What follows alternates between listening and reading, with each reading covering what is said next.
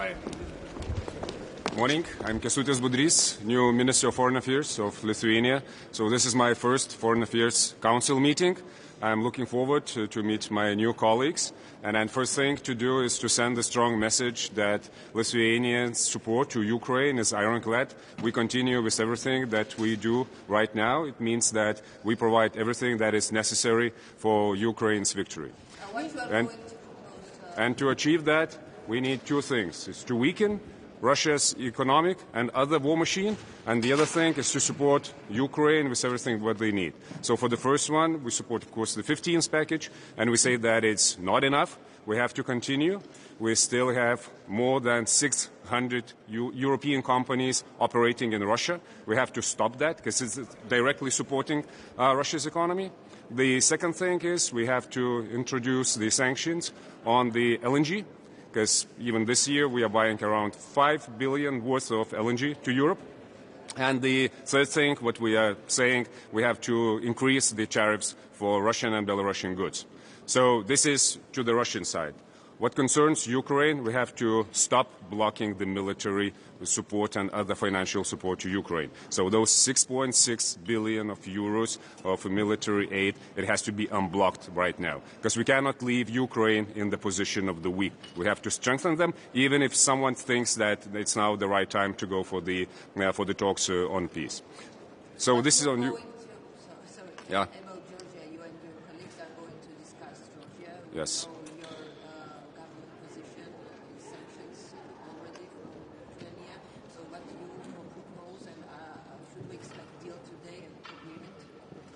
That's our hope. That's our optimism. What relies on that we will agree on the steps that are necessary when we see what's going on the Tbilisi streets, when we see that the political opposition leaders are detented, and when we see the violence used against the protesters. This is not something that we can ignore or live with. So in Lithuania, we already introduced sanctions for almost 30 persons that were directly involved into organizing the brutal suppression of opposition protests. So we call for European Union to also introduce sanctions against those persons. The second thing is the visa-free regime. We should ban it for the diplomatic and service passport holders. That's what minimum we should do. Also send a strong message that we can expand this ban in the future. Third thing is to hold the technical and political talks with Georgia within the EU-Georgia Association Agreement. Also stop all the institutional talks with Georgian governmental institutions, and also stop the financial support that is provided to the institutions. On the other hand, we have to send the strong message to Georgian civil society that we will support them, and we need the financial package for it to show that we are serious. Because it's now when we have to send the message that to Georgian people in the streets that Europe doesn't abandon you, Europe is with you, Europe needs you, and this is why we have to do it right now, today. What about the position from Hungary? And the second question, will you continue to support Georgia's President Salome Zurabishvili? And will you mention that new so-called elected president is illegal? We support the position of Georgian President Zurabishvili, also NGOs, to rerun the election, because this is the right way how we should solve this whole situation. Yeah, thank you.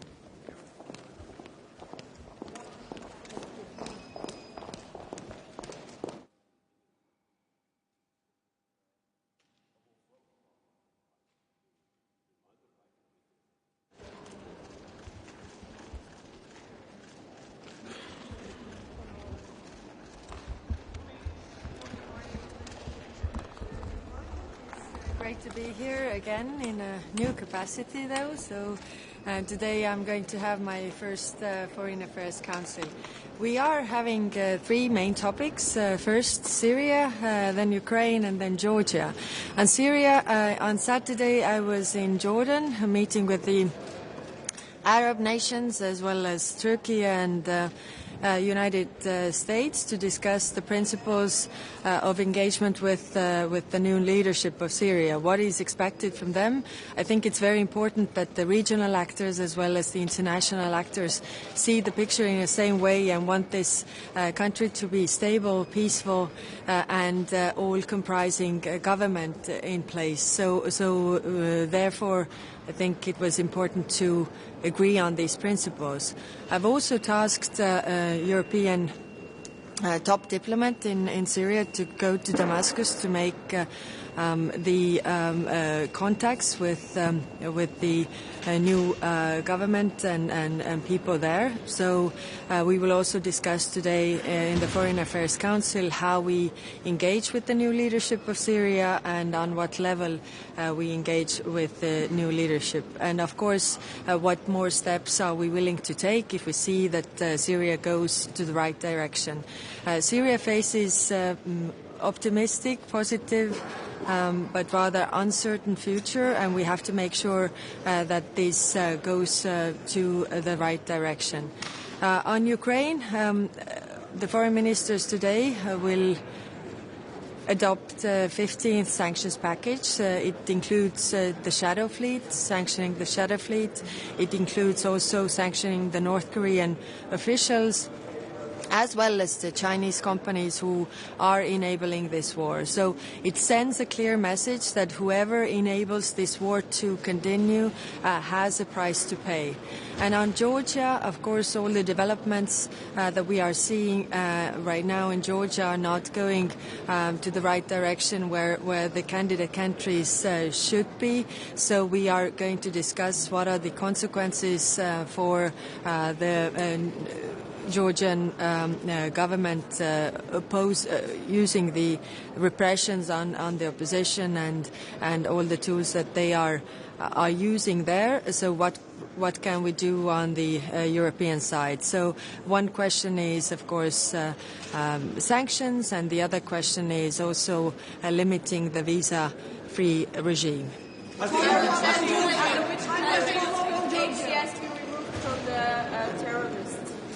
Well, first we have to discuss on what level we are engaging with the Syrian new leadership, and then what kind of steps are we willing to take in order to have relations with them. So for us, it's not only the words, but we want to see the deeds going to the right direction. So not only what they are saying, but also what they are doing. I think the coming weeks and months will show whether it goes to the right direction, and I think then we are also open to discuss next steps. What do you think about sending peacekeeping doorsteps to Ukraine? Well, first there has to be peace in order to send peacekeepers, and Russia does not want peace. So that is very clear. I mean, if you look at Lavrov's interview, for example, to Tucker Carlson, I mean, they haven't, stepped away from their goals. So we can't discuss that. Madam High Representative spoke about Georgia. What measures are you going to propose to the ministers? Can you tell us more about it? And also, should we expect a deal or agreement today? We have had those discussions, and of course we are 27 democracies with their own ideas, so it takes time. But yes, we have proposed a list for these people, sanctions for these people who are, opposing or using really force and violence against the opposition. And we are also discussing the visa-free regime, so how we limit that, and are the member states also willing to task the Commission to come up with that proposal? Follow up on this.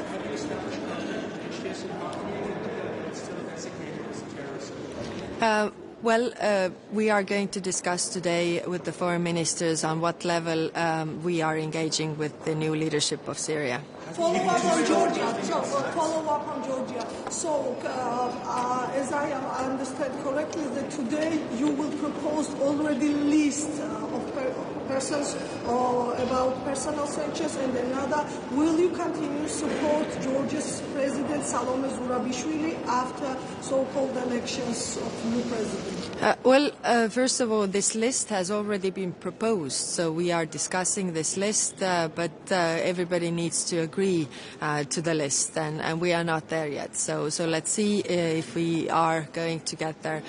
What comes to the presidential elections, then the president is in place until the 29th of December, and a lot could happen in between. Last question. I think we have been very fast in really being also in this process. I mean, I was on Saturday I was in Jordan, and we were discussing with the Arab countries as well as Turkey as well as United States how to engage and what are the conditions for engaging, what we want to see. And I think it's very important that we see the picture in the same way, because it's not only the international actors but also the regional actors. And I think we can't leave a vacuum, and we haven't. I mean, our top diplomat in Syria will go to Damascus today. We'll have the contacts there, and we are also going to discuss with the foreign ministers on what level of engagement and how we proceed from here. So I think in terms of European Union usually functioning, we have been quite fast.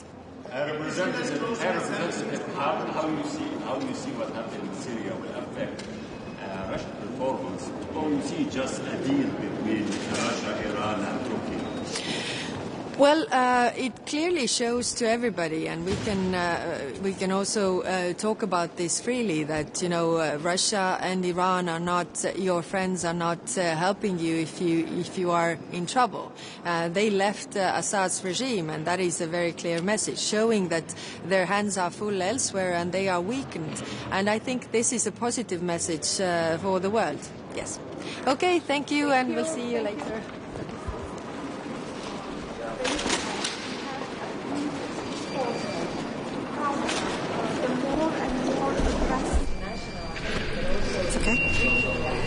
Good morning. I'm looking forward to attending the first FAC under the mandate of Kaja Kallas. I wish her best of luck in reinforcing our common external action.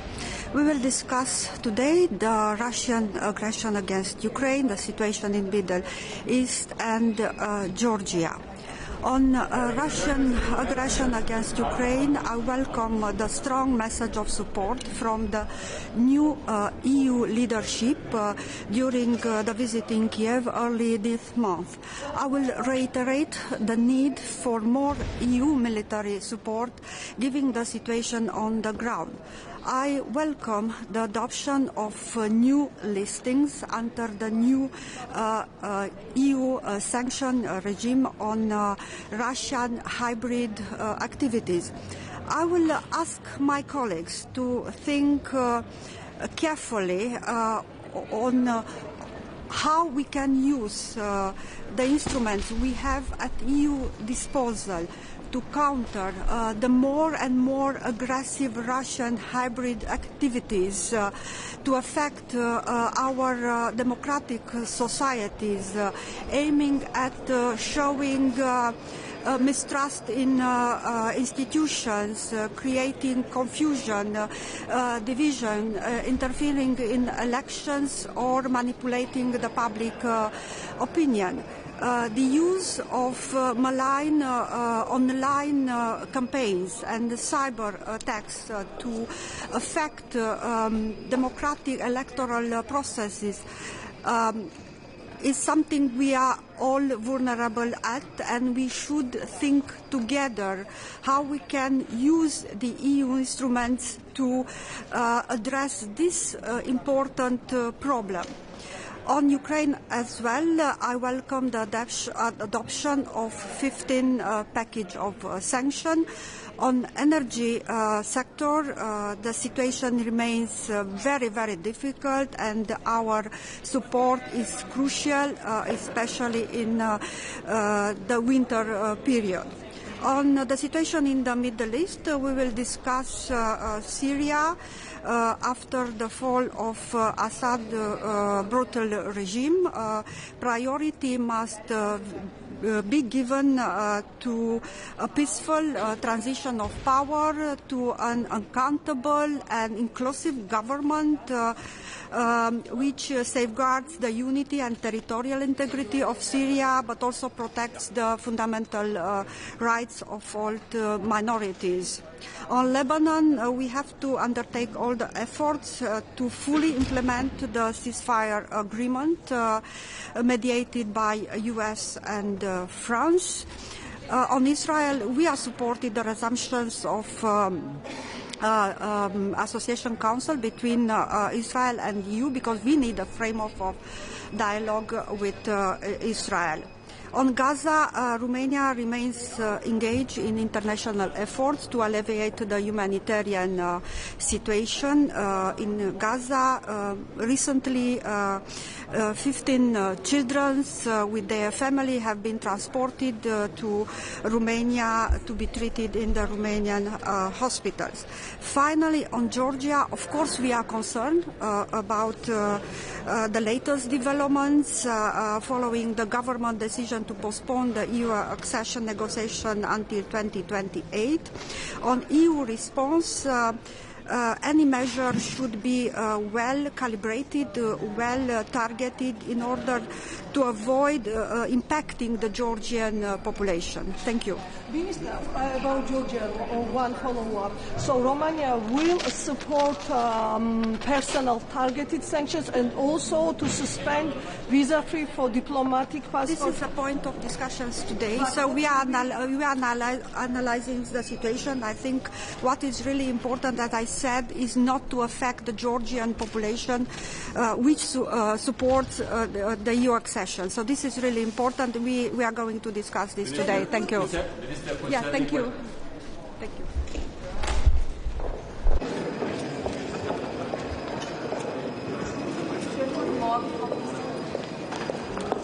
Good morning.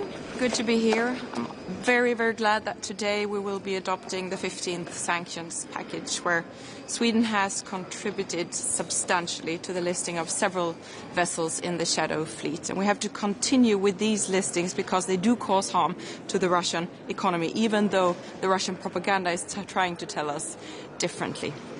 We will also be discussing the Middle East, including Syria today, and it is very important that we support the Syrian people and strive for democracy. Thank you very much. What do you think about the relief of sanctions on Syria? The what? Relieve the sanctions on Syria now after this? Well, that is a matter that has to be discussed, but I don't have any new messages today. What do you think about Georgia? That is something that we will be discussing today, on what level, how, and we will, of course, be monitoring what the HTS does and not only what it says. So I look forward to the discussions in there today. Today you will have a discussion on Georgia also. What is your position? That I'm extremely worried about the development, and that we also need to put sanctions on those responsible for going so hard on the demonstrators. Thank you. Which exactly will be the consequences of the 15th sanction package? We have seen yesterday a horrible shipwreck.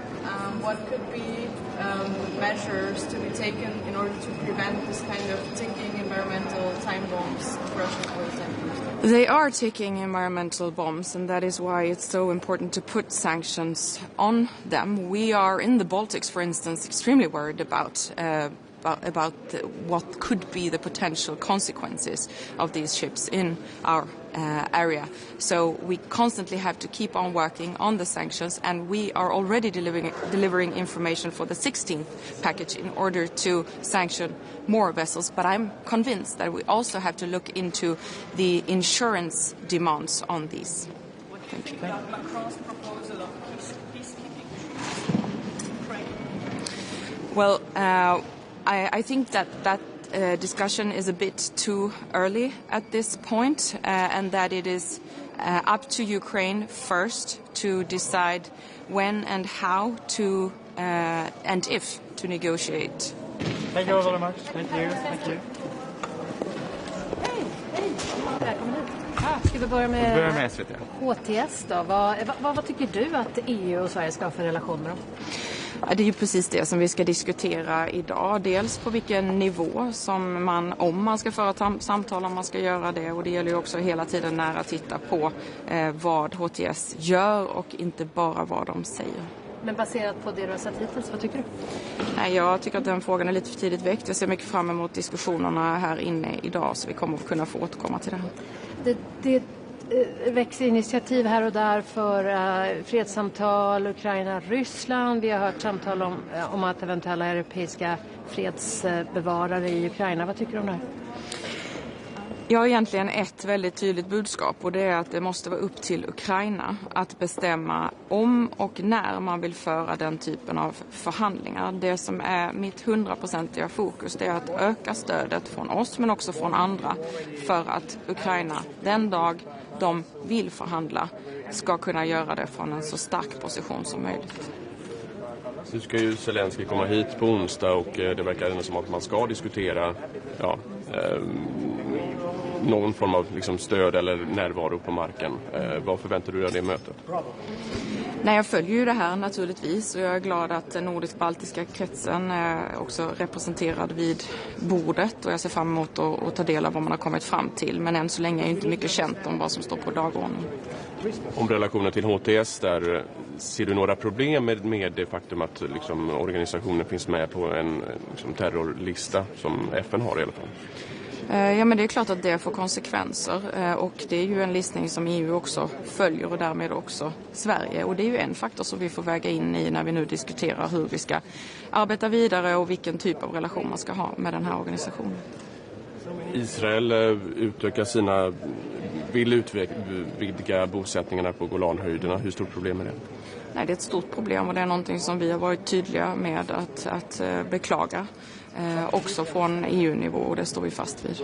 Ser du någon risk att det blir ytterligare spänningar i den här regionen på grund av det här? Ja, jag ser en ökad risk med det, och vi ser ju hela tiden hur utvecklingen förändras timme för timme. Det är många olika aktörer, det är mycket som rör på sig, och jag uppmanar naturligtvis alla parter att försöka dämpa situationen så mycket det bara går, och det handlar ju också om eventuella bosättningar på Golanhöjden. Ska vi släppa in TT kanske också? Borde EU införa sanktioner mot Georgien? Ja, det tycker jag, och jag är glad att vi diskuterar det idag. Jag tycker till exempel att man ska titta på möjligheten att införa viseringsrestriktioner mot de som har diplomater och tjänstepass.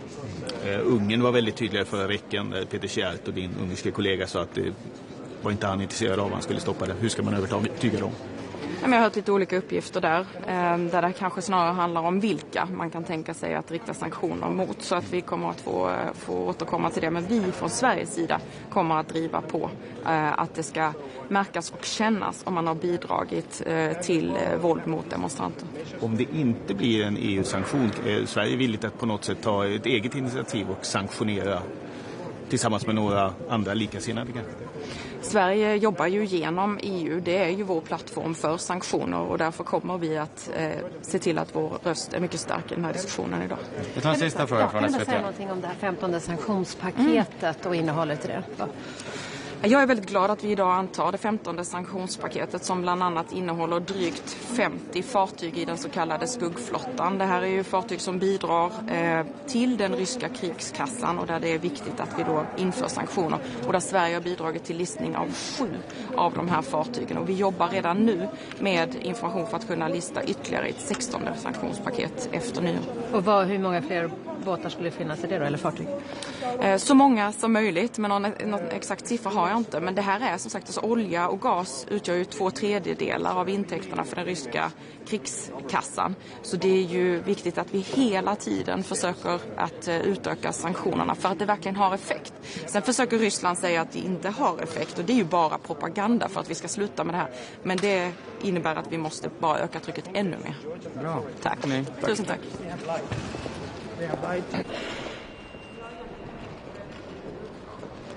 Goedemorgen. Goedemorgen. London Gossarampe. Ja, Ja, onder meer Georgië staat op de agenda. Ik geloof dat u later pas iets wil zeggen over de rest. Maar laten we beginnen bij Georgië. U wilt sancties. Zijn er inmiddels voldoende landen? Ja, het moet met unanimiteit, geloof ik, hè? Eventuele sancties of niet? Ja, en kijk, wat je ziet is dat er heeft natuurlijk echt vindt en vond een grote repressie plaats in Georgië tegen de demonstranten die demonstreren voor een Europese toekomst. Dat kan niet zonder gevolgen blijven. En Nederland is echt een land wat wil dat we daar conclusies aan verbinden en dat we ook een vorm van sancties instellen. Ja. Het probleem is dat niet iedereen daarvan overtuigd is inderdaad. Maar we moeten toch tenminste enkele stappen kunnen nemen vandaag. Maar Nederland is echt een van de voortrekkers daarop. Tegelijkertijd, ook bilateraal, wij blijven de mensen die opkomen voor hun vrijheid blijven we steunen. Dat deden we al via bilaterale steun. Dat gaan we ook nog eens extra een tandje bijzetten door steun te geven voor journalisten, zodat ze hun werk kunnen uitoefenen via het aanschaffen van beschermende middelen. Dan moet u denken aan gasmaskers en dergelijke. En we gaan extra bilateraal ook inzetten op steun, juridische bijstand aan mensen demonstranten die gearresteerd zijn. En u zei vorige week in de Kamerdebat inderdaad dat u wist dat niet alle landen voor sancties willen. Mevrouw Kallas heeft er net gezegd dat ze ook sancties wil, als ik het goed gehoord heb in de... Geeft u dat wel hoop dat het er misschien toch nog van gaat komen vandaag? Nou, wat ik vorige week heb getracht te doen en de week daarvoor is de discussie op te schudden binnen de EU, want die zat muurvast. En ik zie dat daar wel beweging is, maar misschien zijn het kleine stappen, maar ik steun mevrouw Kallas ook in de initiatieven die ze wat dit betreft wil nemen. En aan wat voor sancties denkt u? Nou, dat zou bijvoorbeeld betreffen visumsancties gericht op bepaalde besluitvormers in Georgië. Dus dat is van belang vandaag. Georgië is van belang.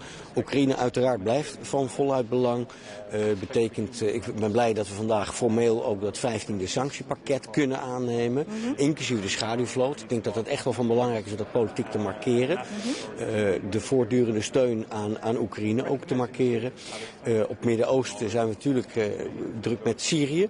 En wat daar gebeurt, ik denk het is te vroeg om nu al te praten over sanctieverlichting richting HTS. We willen echt eerst kijken hoe de politieke transitie daar plaatsvindt en of die inclusief genoeg is. Dat daar ook echt verschillende groepen uit de samenleving worden betroffen, inclusief christenen en Koerden, die zich in de huidige situatie niet prettig voelen, laat ik het zo zeggen. Dat is belangrijk. Het is ook wel belangrijk dat we ook voorwaarden stellen aan die verlichting van de sancties. Een van de elementen bijvoorbeeld kan zijn het niet aangaan van overeenkomsten met Rusland voor het voortzetten van hun militaire basis. Dat vind ik ook een belangrijk element. Op het Midden-Oosten verder vind ik staakt het vuren Gaza is iets waar wij aan blijven trekken, gezien de verschrikkelijke situatie daar. Minister, if I may, for Reuters, there's been a lot of speculation about what would happen the day after if there's a ceasefire in Ukraine. Do you foresee a role for the European Union in such a scenario, and what could it be? Well, President Zelensky has spoken about, a diplomatic solution in 2025. I think it's very important that between now and the moment that he believes negotiations could start, we don't know about Putin, but that Ukraine is fully supported. And that means military support. That means support in the field of energy infrastructure. It also means financial support, and that's why I'm very happy with this deal of the G7 and the EU, the $50 billion financial package financed from the interest on Russian frozen central bank assets. For what happens if such a deal comes about, clearly there's a role for Europeans there. Minister, what do you think about so-called peacekeeping mission, European peacekeeping mission, which might come? It's too early to speculate about that. Concerning the situation in Syria, you spoke about some conditions to lift the sanctions. Do you think maybe it will be too late in some point because there is other powers in the region. They are trying to support the new transition, and the lifting the sanctions will forbid Europe from playing a role in the transition. There are very important sanctions from the US, the UK and the European Union. I think it's too early to lift those sanctions regarding HTS.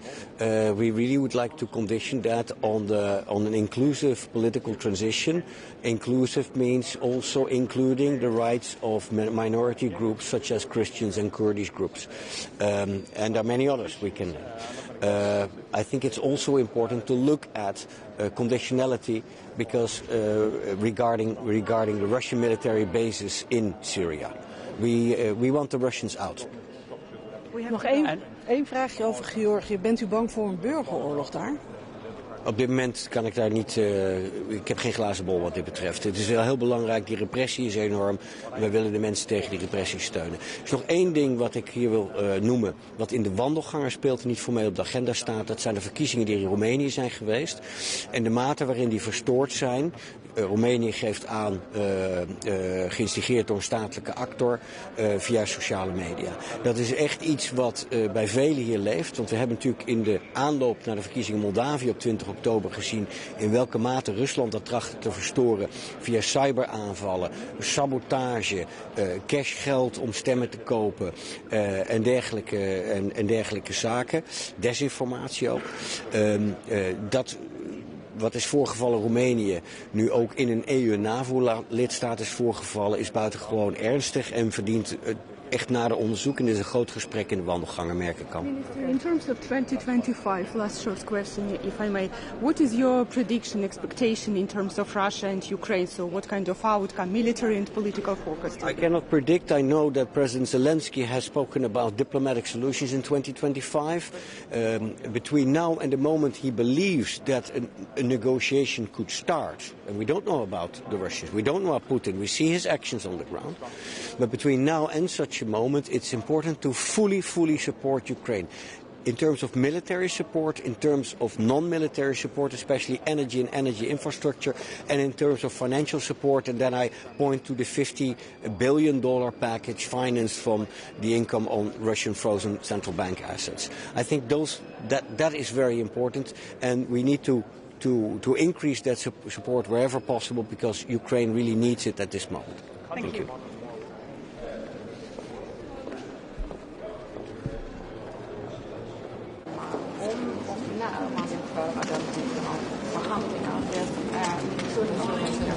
Good morning. Good morning. You already had an opportunity to meet with Kaja Kallas, so I'm very happy that we are going to have the first Foreign Council with Kaja Kallas.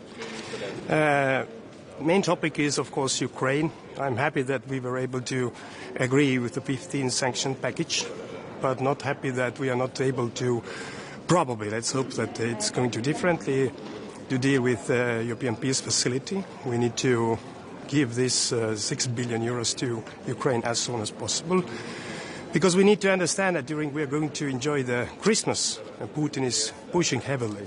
And I think that the largest attacks against the energy infrastructure and against the people in Ukraine, they are ongoing. So Putin has not changed the goal. And we need to understand as well about that if speaking and talking about any kind of peace initiatives. There cannot be a peace initiative without Ukraine and without Europe as well. So we need to, as in European countries, put more into this process, because we are actually creating the security architecture for us as well. It's not only about Ukraine. But we need to understand that Putin has not changed the goal. And the goal was not to gain more territories, but the goal was to take down the Ukraine government and Ukraine people as well as a democratic nation. So let's focus on that as well. How can we support? And about Georgia, Estonia put as well extra 14 persons, high-level persons, to the banned list and sanction list, including the Prime Minister. So we do hope that today we can reach on the level that we can ban the diplomatic and service passports as well, some personnels. But also the discussion must be much more longer, because what is happening now in Georgia, we can say that this is not a democratic society. And this violence is against human rights. It's criminal, actually, I can say. And also I've said before as well that I'm not going to recognize the election results as elections were transparent and honest and democratical. They were not. So I'm happy that we are discussing that. And as well, we have a list of different measures that EU can do in the future as well. And if the Georgian authorities are not changing the course in the meaning against their own people, there is an opportunity as well about the visa liberation ban for the future. So Georgian people must understand that we are together with them, but there will be as well the consequences for the Georgian authorities. And we're going to discuss this today, and let's see what is going to be decided later as well. So, Minister, Georgia now in the hybrid war with Russia. More than 2 weeks, Georgian people standing in the streets to fight better future, European future. So can they expect today real measures, some deal? And what's your estimation regarding to so-called presidential elections? Will your country continue to support Salome Zurabishvili? Estonia is supporting Georgian people, and we hope as well the European Union, because we made an agreement with the Georgian government about the different steps for joining the European Union. And this European side, we have done everything. Visa liberations, as well the fundings, everything what we have promised. But I think that the Georgian authorities, the Georgian dream leaders, they have lied. They have lied to Georgian people and also to us. So there are consequences. And of course, the Georgian people in any nation, they have a right to stand up and on peaceful ways to fight for their own rights. So we can support them. Of course we do. But for today, I want to repeatedly say that from European Union side, the path from Georgia to European Union has stopped already. All the fundings as well. Now the question is that whether we are going to sanction the persons and also the diplomatic and service passports regimes. So I do hope that it will come. And maybe they are not like the most practical things, but they are the messages for the Georgian people that European Union is, we are with them. What is about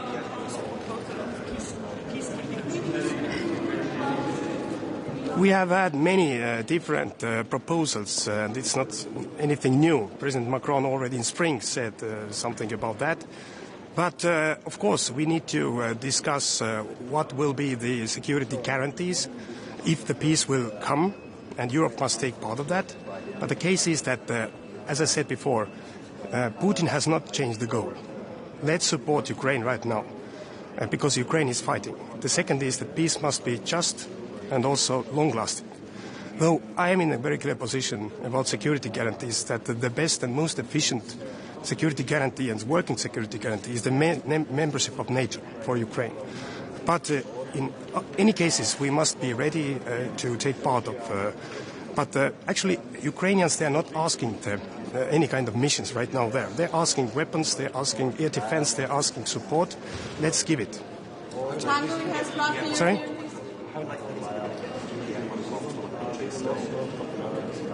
I didn't hear. How likely is it you can get the EPF unblocked while an EU country is still blocking it? You've got alternative ways to get this money through? We have alternative proposals on the table. We can find a way, but we need a political will for that. And it's not only Hungary. There are many other countries who are just discussing how to deal with that. So the last one. Yeah, that was the same question actually. On the Hungary blocking the EPF. So how are you going to ensure that we have an opportunity. We have an opportunity about EPF without Hungary, as we have done already once. So we can find a ways. So thank you very much.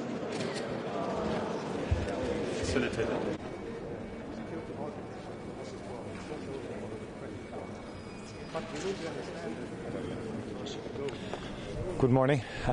Just to say we have a active and heavy agenda today, particularly in terms of the situation in Ukraine, where there will be significant discussion, the Middle East, particularly in terms of Gaza, and of course Syria, and the need for inclusive process within Syria itself, and of course there will be discussions on Georgia as well and developments there. So we're looking forward to making our contribution to all of those debates today. Taoiseach, on the closure of the Israeli embassy in Dublin, the chief rabbi to Ireland had said this was a result of extreme hostility towards Israel by the Irish government in Israel's time of need. How would you respond to that? Well, I would first of all say that any action that the Irish government has taken in respect of the Middle Eastern issues, and particularly in terms of the war in Gaza, has not been motivated in anything other than respect for international humanitarian law, respect for human rights. We've consistently called for an immediate ceasefire, release of all hostages, and a massive surge of humanitarian aid. Recognising a state of Palestine, which we did with Norway and Spain, and which other countries have done, is not a hostile act and should not be seen as a hostile act. The utilisation of the international courts by Ireland, such as the ICJ or indeed the ICC, where we have supported those courts, where there can be international accountability for war crimes in any part of the world, including in Gaza, should not be seen as a hostile act. Ireland stands by the approach it has taken, which has been motivated, as I have said, towards full accountability for what is happening in Gaza and for respect for international humanitarian law and human rights. And that applies to Hamas, that has applied to Hezbollah, and to the Israeli government as well. And I find it very difficult to comprehend how those acts could be described as hostile acts. They are not hostile acts. And how can you rebuild the diplomatic relationship with Sorry? Israel? How can you rebuild the diplomatic relationship with Israel, especially now given the arrival of President-elect Donald Trump, who's going to provide Israel with perhaps more self-confidence? Yeah, I think first of all, we need the war in Gaza to end. And we all know across the European street, not just in Ireland, there's been huge anger at the level of killing of innocent men, women and children in Gaza. What's happening in northern Gaza at the moment, for example, in my view, is beyond any moral compass. It defies any explanation at this stage, given how long this war has waged. We're having daily reports of the killings of children and men and women. And Irish people are repulsed by that.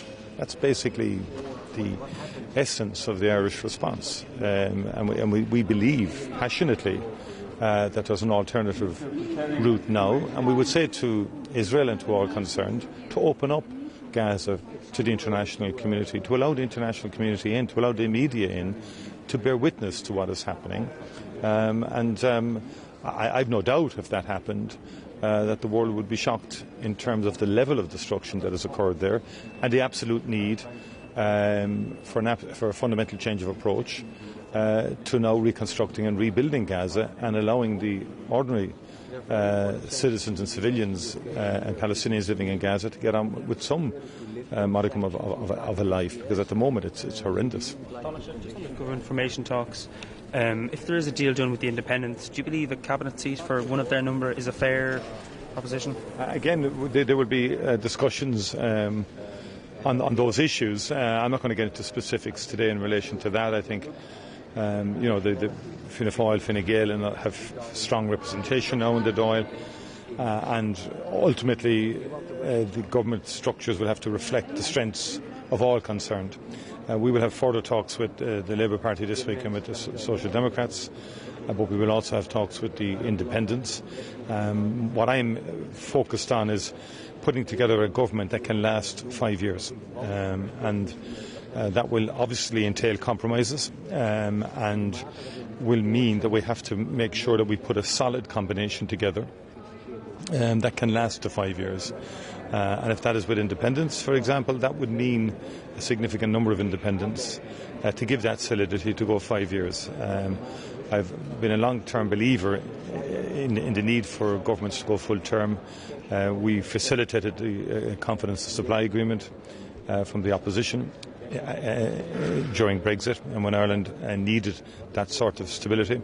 And likewise, the last government that I led along with the Green Party and with Fine Gael went the full distance, which I think ultimately means better decision making for the people of Ireland. That's what my objective is on this occasion. back on Israel, are you looking for any show of solidarity from your colleagues here today, and do you expect to get it? And do you feel that the issue of the war in Gaza is as high a priority now as it has been in the past for the EU? Well, the war in Gaza is a moral question. And Ireland is a multilateralist in its foreign policy and always has been. We've been strong supporters of the United Nations multilateral system, strong supporters of the international court system, which facilitates accountability and enables accountability and acts as a check on the excesses of people in war, and particularly in terms of the impact of war on civilian populations, which by any assessment or yardstick has reached shocking levels in Gaza, Lebanon, Sudan, Ukraine. So the conduct of modern warfare needs to be challenged, irrespective of who conducts the wars.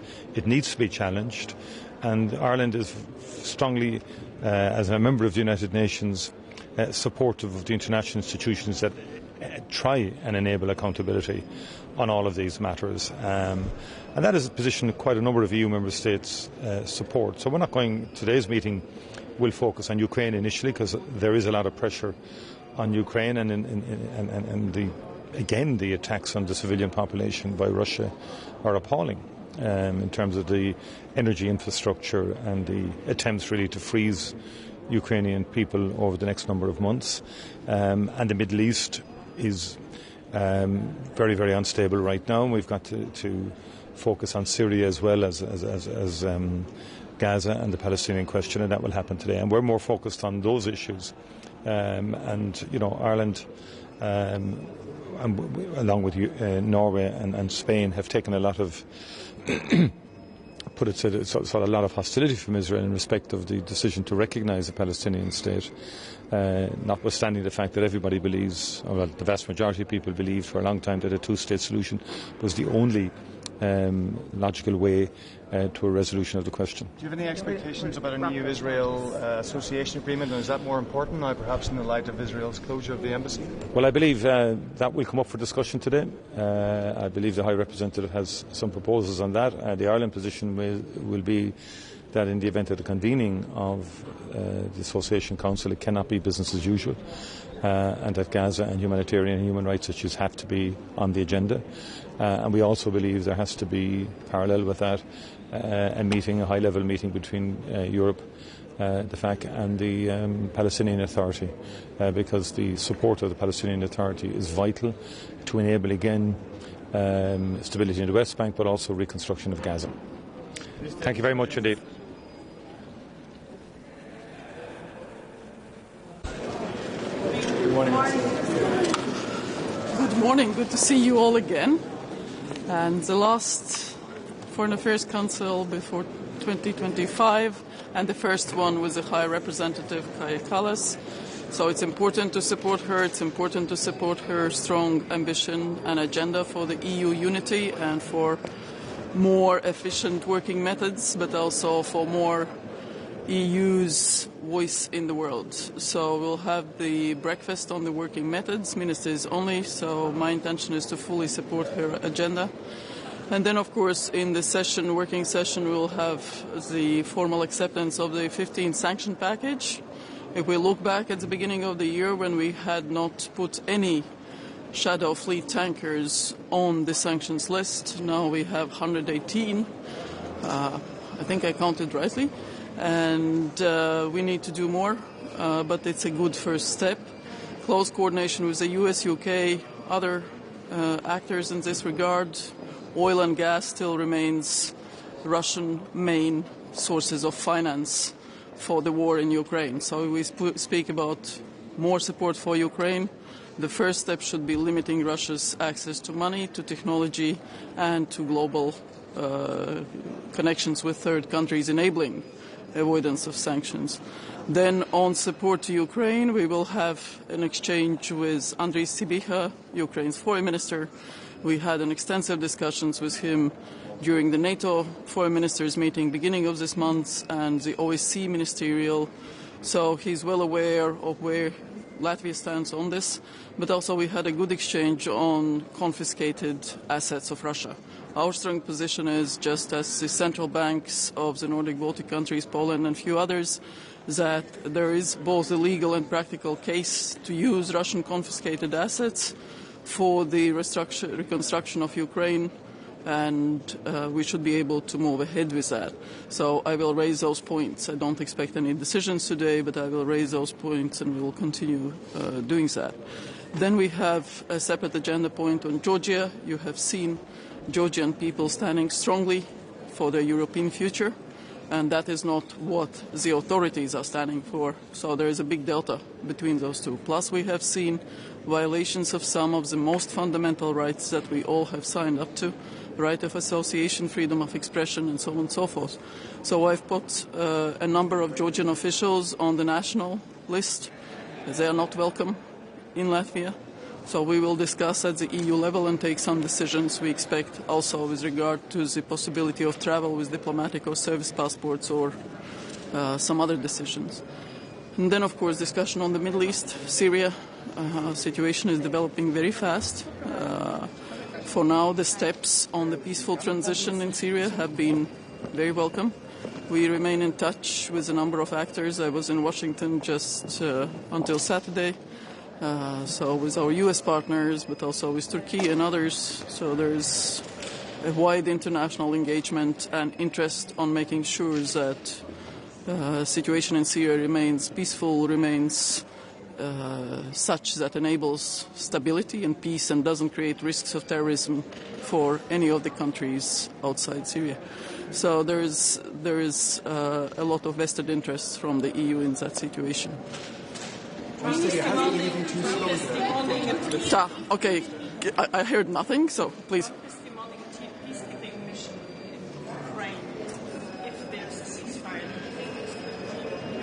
The key was if. So, in our view, quite clearly, for now we don't see any indicator in Russia that they want peace or that they are moving towards peace. Quite opposite. There is more attacks on energy infrastructure in Ukraine.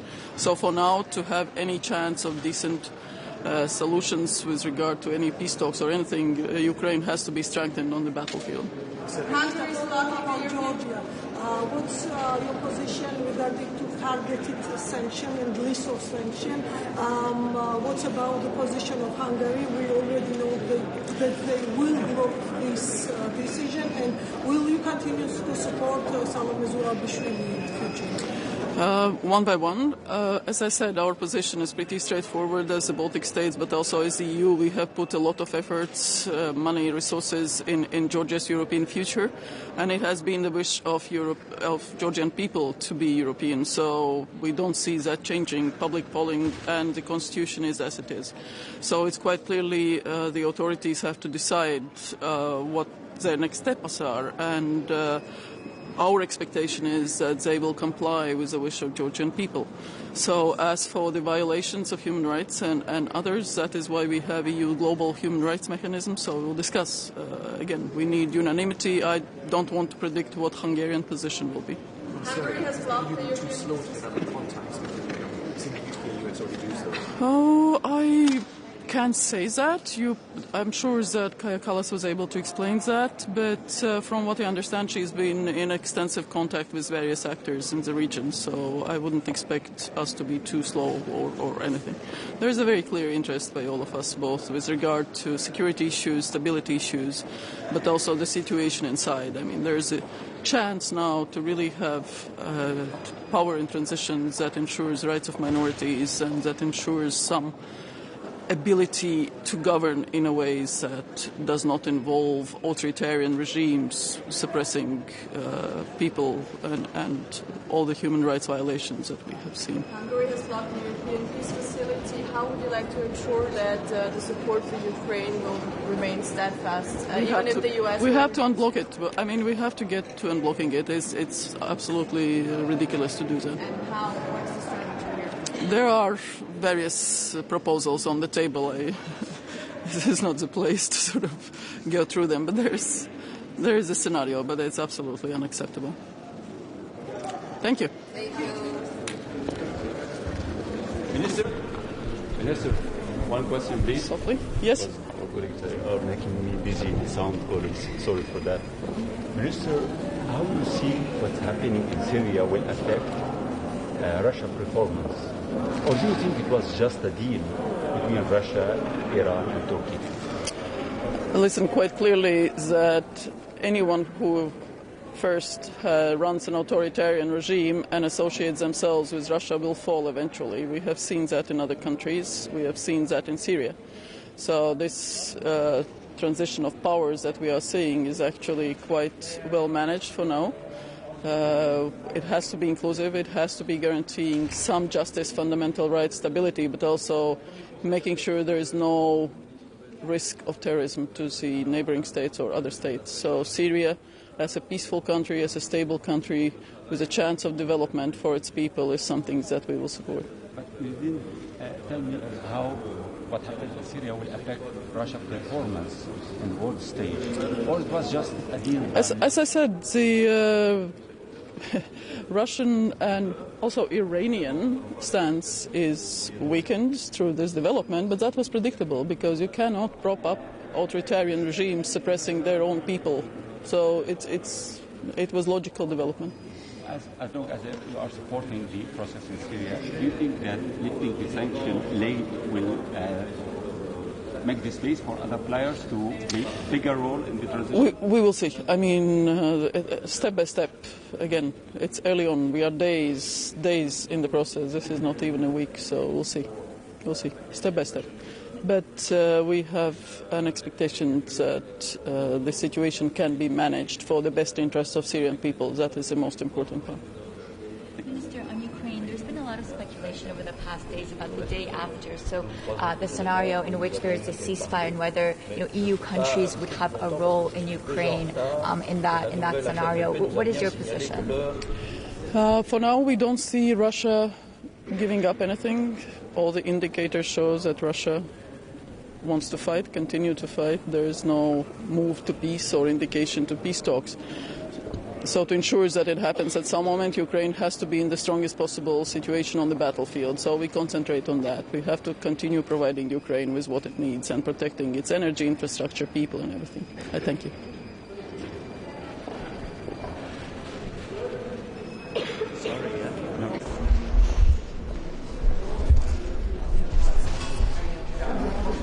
Godmorgen.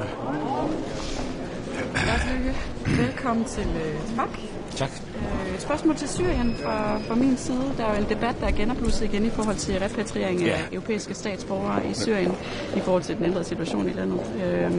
Hvad mener du, man skal gøre i den her ændrede situation, for det der til at ændre tankerne om det? Men tak for det. Jeg vil lige starte et andet sted. Det her er det første møde med nye højere opstand. Det betyder også, at jeg ikke har ret meget tid, fordi vi har en drøftelse her, inden vi går i gang. Om arbejdsformer ser rigtig meget frem til samarbejde med hende. Men jeg vil bare sige, at dagsordenen er jo blandt andet Mellemøsten, Syrien, Ukraine, Georgien, og lige starte med et ord omkring Ukraine, hvor jeg er glad for, at vi nu laver den 15. sanktionspakke. Og i øvrigt jo også ligger op til, at vi nu går i gang med at forberede den 16. og måske endnu tungere sanktionspakke efter årsskiftet. Men det, jeg synes, jeg gerne lige vil trække frem omkring den 15. sanktionspakke, det er, at vi for første gang nu sanktionerer kinesiske virksomheder. Og det er jo et udtryk for den vurdering, vi har af, at når Rusland kan føre krig mod Ukraine i det tempo, som man gør i øjeblikket, så skyldes det kinesisk opbakning. Det er ikke sådan, at krigen ikke kunne føres uden Kina, men det er helt åbenlyst, at det samarbejde, vi ser fra russisk side med Iran og med Iran og Nordkorea, og også den her massive eksport fra Kina ind i Rusland, stiller Rusland i stand til at føre den her krig. Og derfor er det, synes jeg, vigtigt, at vi nu tager hånd om det, og for første gang altså begynder målrettet at sanktionere kinesiske virksomheder, som vi ved er engageret i det her, og som muliggør Ruslands krig. Det er et vigtigt substantielt, og det er også et vigtigt politisk signal til Kina om, at Kina har et ansvar også for at bringe den her krig til ophør. I forhold til Syrien, så er situationen jo stadig meget usikker. Altså, alle glæder sig over Assads fald. Det er jo ekstremt positivt. Og det efterlader jo en situation, hvor der er flere forskellige udfaldsrum, og hvor det er vigtigt, at Europa nu får engageret sig. Det er jo enormt dilemmafyldt, fordi HTS, der har taget magten i Damaskus, er jo en terrordesigneret organisation, og det udfordrer både os og FN og i øvrigt også amerikanerne, som jo har valgt den linje, at man er nødt til at være i dialog, og det er også det synspunkt, jeg har. Der er jo forskellige scenarier. Der er et Afghanistan-scenarie, hvor det her udvikler sig til at blive et kalifat, når man tænker på, hvad det er for en ideologi, HTS i sin tid er formet på, og ligger til grund, at det er det, der gælder frem for det, Al-Julani nu siger. Der er et Libyen-scenarie, altså en risiko for, at det her fortsætter i en borgerkrig. Og så er der jo det håbefulde scenarie, hvis man kan tage til troende det, der bliver sagt, nemlig en mulighed for, at der faktisk kommer en mere positiv udvikling i Syrien, som kan bidrage til at stabilisere den her region. Og det er jo det scenarie, vi skal forsøge at understøtte. Det er jo derfor, det er vigtigt, at vi engagerer os lige nu og her. Det gælder humanitært med jødehjælp, fordi der er en alvorlig situation i Syrien. Der er mange mennesker, der er fordrevet. Der er en stor del, der lider af fødevaremangel. Og så handler det i øvrigt også om at få stabiliseret den her region. Det er jo positivt, at Assad er faldet. Det er en markant svækkelse af Iran, som har mistet sin eneste statslige aktør i det her område. Det svækker også deres forsyningskæder til deres proxyer. Houthierne, Hezbollah, Hamas. Det er et kæmpe prestigenederlag for Rusland, og derfor er det vigtigt, at vi nu får engageret os. Det er jo præmaturt at begynde at sende folk hjem. Det er jo et håb, vi har, at det kan lade sig gøre. Men man må også være ærlig at sige, at der er jo også en risiko for, at det går den anden vej, altså at der produceres flere flygtninge ud af Syrien. Og derfor det handler om lige nu og her, det er jo at komme i dialog med dem, der nu har magten i Syrien, men selvfølgelig også på en måde, hvor vi får understreget, at vi jo ikke bare med et fingerknip pludselig kan pille med de lister, de står på. Så det er dilemmafyldt. Der ligger en idé om at udpege en særlig envoy, ligesom FN har. Det er noget, jeg grundlæggende støtter. Jeg tror, at Europa har en chance, hvis vi engagerer os nu. Men hvad mener du specifikt i forhold til de europæiske statsborgere, som bliver tilbageholdt i blandt andet Al-Hol og Al-Roj? Altså, hvad skal man stille op med dem nu? Fordi situationen, som du selv siger, den forandrer sig. Og de kurdiske lejrchefer, de siger jo selv, vi ved ikke, om vi har kontrol på længere sigt med de her mennesker. Så der er jo en debat omkring, skulle man tage dem tilbage til der, hvor de kommer fra, der, hvor de har deres europæiske pas, få dem retsforfulgt under ordnede forhold, eller risikere, at de mister kontrollen med lejrene dernede, og at de på anden måde kommer tilbage til Europa. Hvad mener du om den debat? Ja, altså for så vidt angår de danskere, vi har i Syrien, så er det jo en sag, vi faktisk har fået løst så langt vi kan. Der sidder så nogle få tilbage, som ikke ønsker at lade sig repatriere. I forhold til den brede diskussion, der er det jo landene for lande, der må tage stilling til det. Det har længe været en linje, også anført af USA, at få folk hjem og retsforfulgt. Lige nu og her er der den situation, der er, og det understreger bare det, jeg siger, nemlig vigtigheden af, at vi nu får engageret os med Damaskus for at sikre en stabilitet. Fordi der er en risiko for, at det her kan udvikle sig, hvis man havner det her såkaldte Libyen-scenarie, altså hvor man i virkeligheden bare får ny næring til interne konflikter og borgerkrig i Syrien. Men overfor det står jo et HTS, der indtog Damaskus med en dagsorden, der er noget anderledes end den, man har formuleret tidligere, nemlig en ambition om at skabe fremgang og stabilitet og fred i Syrien. Og det er jo den melding, man må give en chance, og så må man lave en analyse på, hvordan gør man det bedst. Og det tror jeg ikke, man gør ved alene holde store formanende foredrag om, at nu skal man sørge for ligebehandling og integration og fred. Det tror jeg, man gør ved at vise et ægte engagement i forhold til det, der er udfordring i Syrien nu. Og det er lige nu og her, altså en humanitær udfordring. Og så er det jo et signal om, at vi gerne vil engagere os politisk. Det er også derfor støtter ideen om, at vi i EU får en special envoy til Syrien. Jeg er nødt til at løbe nu. We have had many different proposals in Munich from spring something of that.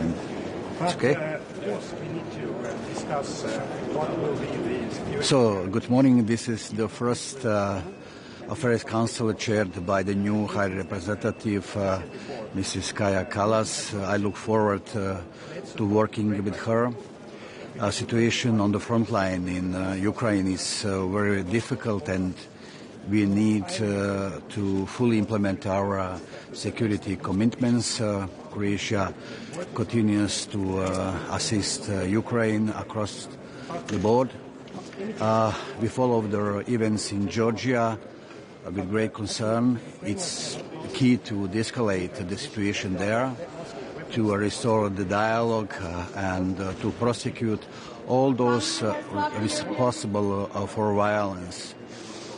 We will also discuss the situation in Syria following the sudden fall of Assad regime.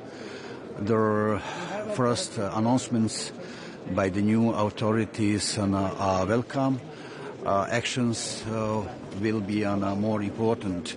The protection of civilians and the minorities, such as Christians, remains key. However, the situation also in the Middle East, it's very important to be on the focus of our intention. We welcome the Israel-Lebanon ceasefire. It's a positive step there. However, the humanitarian situation in Gaza remains key and needs to stay high on our agenda. My government, Croatian government, had decided to donate €500,000 for food assistance to Gaza citizens. So, thank you. Minister, just follow up on Georgia, if it's possible. Thank you. Dzień dobry, witam serdecznie. Szanowni Państwo, dzisiaj w trakcie posiedzenia Rady do Spraw Energii będę miała okazję przedstawić priorytety polskiej prezydencji. Jak wiemy, Polska przejmuje prezydencję z początkiem roku. Jako minister klimatu i środowiska będę przewodniczyć dwóm radom. Radzie do Spraw Energii i Radzie do Spraw Środowiska. Jeżeli chodzi o dzisiejsze posiedzenie Rady do Spraw Energii, będziemy skupiać się w trakcie naszych prac przez kolejne 6 miesięcy na 3 zasadniczych priorytetach. Pierwszym priorytetem jest oczywiście bezpieczeństwo, bo bezpieczeństwo jest naszym hasłem przewodnim prezydencji polskiej. Bezpieczeństwo energetyczne, w tym wzmocnienie bezpieczeństwa na Morzu Bałtyckim włączając, będzie jednym z tych tematów, o których będziemy chcieli rozmawiać. Kolejnym to konkurencyjność, poprawa konkurencyjności na rynkach światowych naszego przemysłu, zwłaszcza przemysłu energochłonnego. I trzecim priorytetem będzie Ukraina. Będziemy rozmawiać o tym, jak wspierać Ukrainę przez kolejne miesiące, jak przyspieszyć rozmowy akcesyjne i oczywiście będziemy rozmawiać też o odbudowie Ukrainy. Miałam już przyjemność zaprosić na nieformalną radę ministra z Ukrainy i liczę na dobre rozmowy. Także dzisiaj to główny polski punkt właśnie na Radzie do Spraw Energii, przedstawienie priorytetów polskiej prezydencji w obszarze energii. Ja bym zadała szybkie pytanie. Pani w zeszłym tygodniu w Brukseli mówiła o tym, że w ramach polskiej prezydencji, że należy Unia Europejska powinna odciąć się od rosyjskich surowców. Czy mogłaby Pani rozwinąć, o czym dokładnie co Pani minister miała na myśli? Powinniśmy przede wszystkim przejrzeć skuteczność sankcji, zastanowić się, co dalej. Mamy oczywiście w obszarze naszych zainteresowań rozmowę o wprowadzeniu embarga na LNG. To jest jakby taki kolejny etap, ale generalnie powinniśmy przejrzeć, na jakim etapie jesteśmy ze skutecznym wdrożeniem zasad i celów REPowerEU. Dziękujemy bardzo.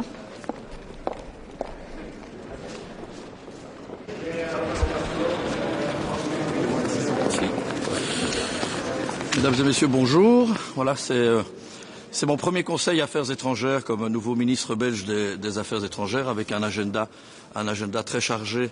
Nous allons d'abord parler des méthodes de travail et voir comment, avec la nouvelle équipe qui est en place, puisque c'est aussi le premier conseil Affaires étrangères de Mme Kallas, on peut faire en sorte que le conseil soit le plus efficace possible pour lui-même, mais aussi pour préparer le Conseil européen dans ses aspects extérieurs. Donc évidemment, nous allons parler de la situation au Moyen-Orient et singulièrement la Syrie, où il y a quand même un espoir qui est né avec la chute du régime Assad qui contrôlait d'une main de fer la Syrie depuis 53 ans. Donc nous devons voir comment les choses évoluent et bien sûr juger les nouveaux dirigeants non pas sur leurs paroles mais sur leurs actes. Nous allons aussi parler de l'Ukraine, bien entendu. And their opposition remains absolutely the same. We fully and totally support Ukraine in its war against the aggression of Russia. And for the future, our motto remains the same. It's nothing about Ukraine without Ukraine, and that has to remain like that. Et pour le reste, nous avons 2 ou 3 autres éléments dont nous allons parler. Mais je ne peux pas rester plus longtemps parce que je suis déjà en retard et la nouvelle HRVP nous a bien signalé que l'heure, c'était l'heure. Merci beaucoup.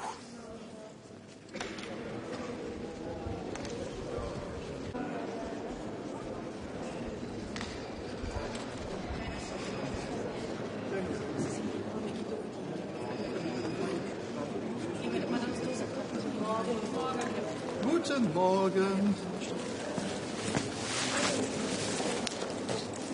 Erstes Treffen mit Frau Kallas heute Morgen.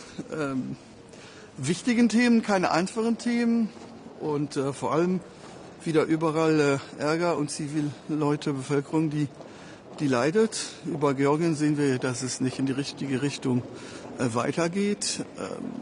Sie sind ja auch noch nicht Mitglieder hier, aber der Weg ist immer weiter. Also die Bevölkerung tut mir leid, die Protestanten tun mir leid, aber wir können auch keiner verpflichten, in die EU zu kommen, wenn er es nicht will. Aber dass es jetzt auf 2028, wenn ich nicht irre, reportiert ist, finde ich auch nicht gut. Syrien haben wir im Moment, muss ich Ihnen sagen, keine Ahnung, wie es weitergeht. Die Frage ist ja, Sanktionen oder Nicht-Sanktionen, also oder von der Liste wegnehmen oder nicht. Ich glaube, das hält jetzt, das müssen wir jetzt analysieren, wie die nächsten Tage und Wochen sich verlaufen. Ukraine nicht vergessen. Das Problem ist, dass psychologisch sehr oft, wenn was Neues passiert ist, dann redet man mehr darüber, wie das, was schon schrecklich so läuft. Und ich könnte die Liste so weiterführen über alle Probleme, die es europaweit und weltweit gibt. Es gibt ja eine kleine Gruppe von Ländern, die sich zusammentun, um über den Vorschlag von Macron und auch Trump zu sprechen, Friedenstruppen in die Ukraine zu entsenden. Könnten Sie sich vorstellen, dass das realistisch ist? Also Truppen, welche Truppen? Wenn es Friedenstruppen sind, die nachher, so wie man auf Französisch sagt, chair à canon zu benutzen sind, das heißt, dass die dann nicht safe sind, dann würde ich es nicht empfehlen. Aber wie gesagt, jede Lösung, damit ein Waffenstillstand auch in der Ukraine kommt, ist, glaube ich, schon wichtig. Und wenn der amerikanische und der französische Präsident, also ich bin nicht der mit den größten Truppen in Luxemburg, aber die Solidarität ist hier das, was wichtig ist. Und ich glaube, dass jede Initiative lobenswert ist. Aber man braucht auch mal einen Waffenstillstand. Ich kann mir nicht vorstellen, dass irgendjemand jetzt seine Friedenstruppen schickt, solange es noch auf dem Boden noch so viel Anschläge gibt. Mr. Minister, you are going to discuss Georgia as well. Yes. Should we expect agreements and what do you think about the measures as a consequence? Agreement on what? Agreement on what? The fact is, I'm a bit afraid that if we say that we should sanction the elections, I firstly need to hear if there were frauds, because to be very honest, there were hundreds and hundreds of observators. And for me, it is important to see if they were fraud or not. It's not because we don't like the result that we have to say that now we need to punish. But the behavior of the government is unacceptable. To punish a demonstrator, to be so violent to them, that's not acceptable. And there we have to punish the responsible. But to punish a party because they did a good result and we preferred them not to have a good result, it's not my way of thinking. But we need to have discussions inside the room and to find an agreement between 27, what is not always easy.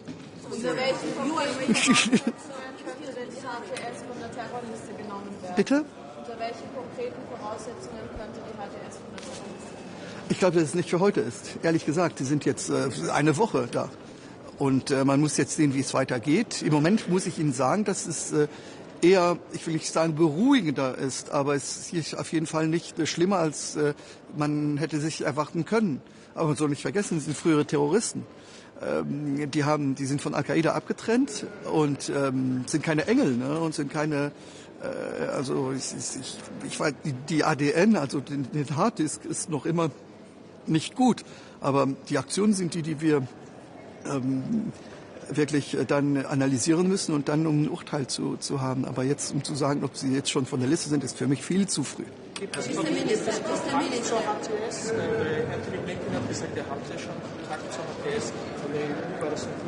Das werde ich ja da im Saal hören. Ich habe auf jeden Fall keinen Kontakt mit denen.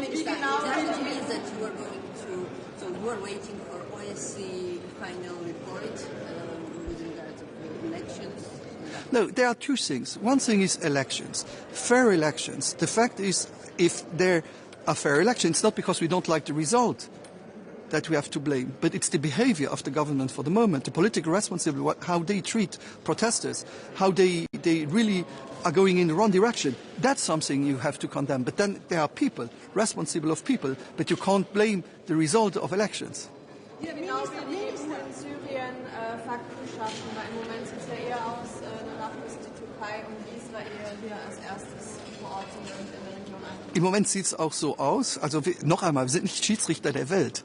Die EU ist nicht Schiedsrichter der Welt, wo wir sagen, wie es wohin gehen soll. Das Einzige, was ist, Syrien kann auf uns zählen und auch die Leute, die jetzt in der Regierung sind, wenn die auch in die richtige Richtung gehen, haben sie mit Europa einen Partner, um einen Weg zusammen zu gehen. Aber das ist noch viel zu früh, um jetzt irgendwas was zu tun. Aber jetzt schon zu sagen, wo es lang gehen soll oder wie es gehen soll. Wir wissen, dass die Türken schon seit Anfang der Situation der letzten 2-3 Wochen schon die Hände, also schon früher, aber jetzt die letzten 2-3 Wochen mitgeholfen haben, damit al-Assad jetzt gestürzt wurde.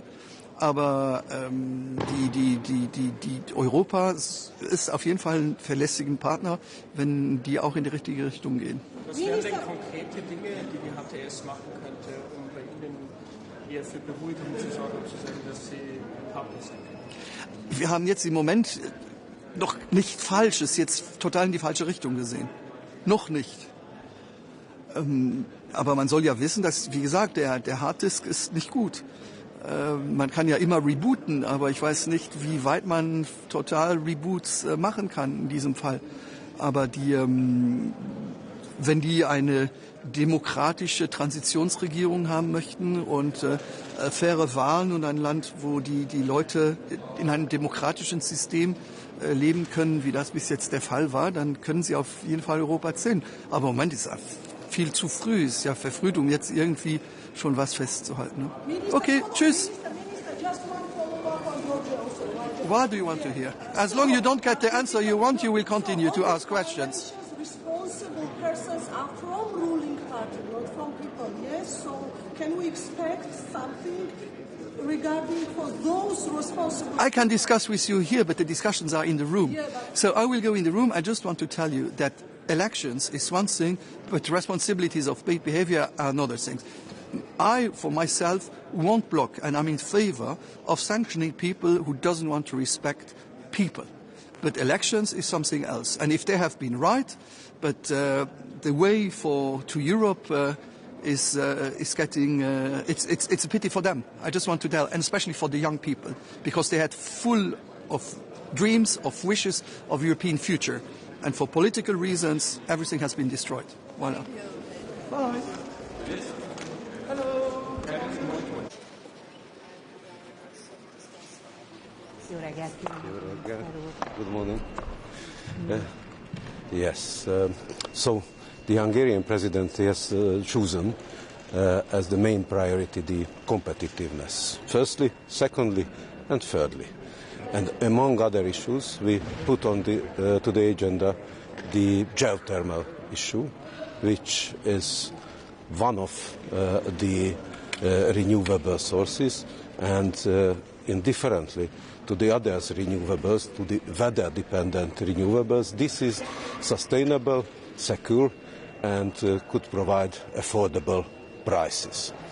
And actually, the International Energy Agency prepared a report to the geothermal energy uses, and from this report we know that only less than 1% of the global total energy consumption is coming from the geothermal. So what we would like to grow for Europe is the geothermal energy utilization, and there are many issues what we could open, and we hoping that the Council will make their conclusion as calling for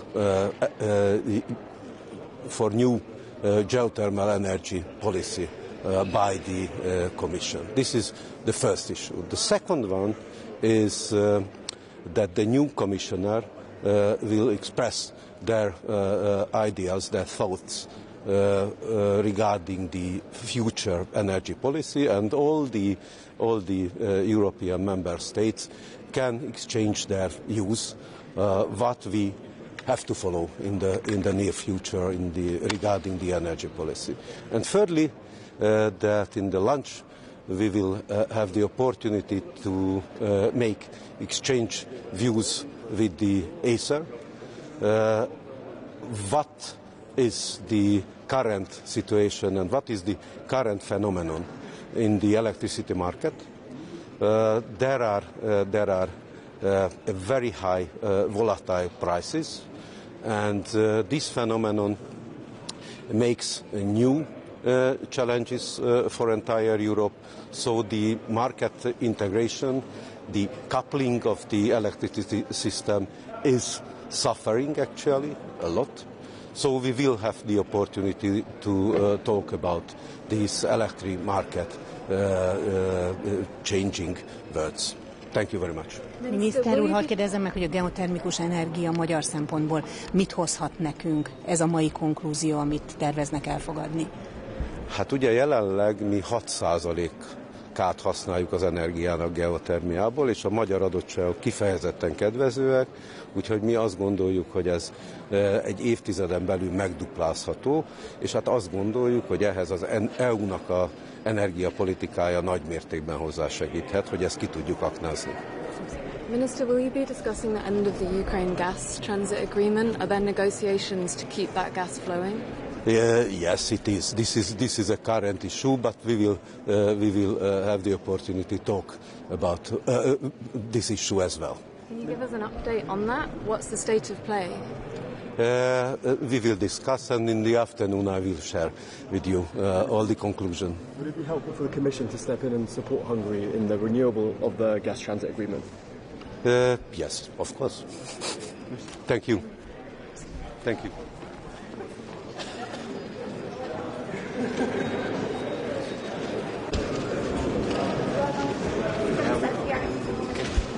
Maybe, take this one.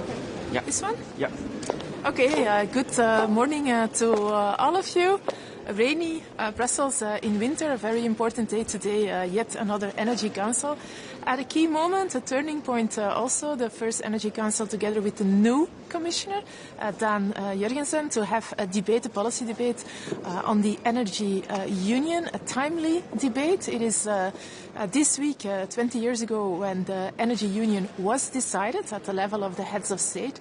And so today we have a policy debate about the future of the Energy Union. And to us, Belgium, it's very important that we have a focus in this debate on affordable energy prices, on competitiveness of our industries, about increasing renewables, but at the same time this phasing out of Russian fuel imports.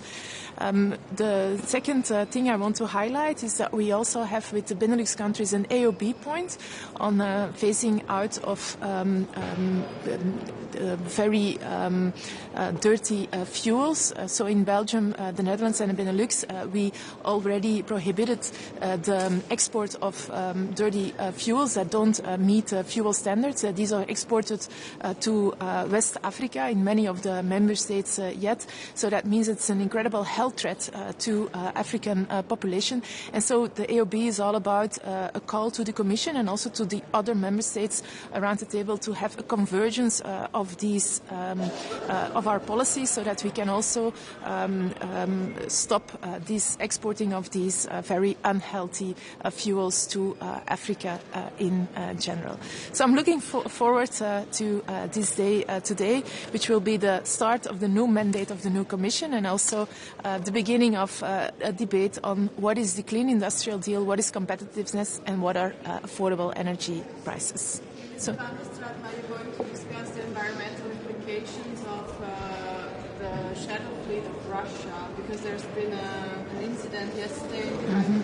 Are you going to discuss measures that you can take? Yeah, of course, I am meeting in my capacity as an energy minister. We talk about phasing out of Russian imports and ending the Russian dependence with regard to energy matters. Topic that you are referring to will probably be also on the table of the foreign ministers. I have also a meeting today, and that probably will also address this question. What message to EU members that are still getting energy from Russia? Sorry, I didn't hear you. What message to EU countries that are still getting energy from Russia?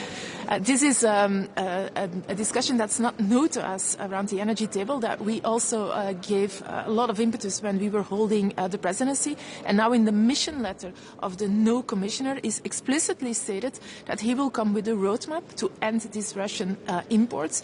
I understood from the commissioner that this is a broad roadmap, so it will be about gas, oil, but also everything that's nuclear related.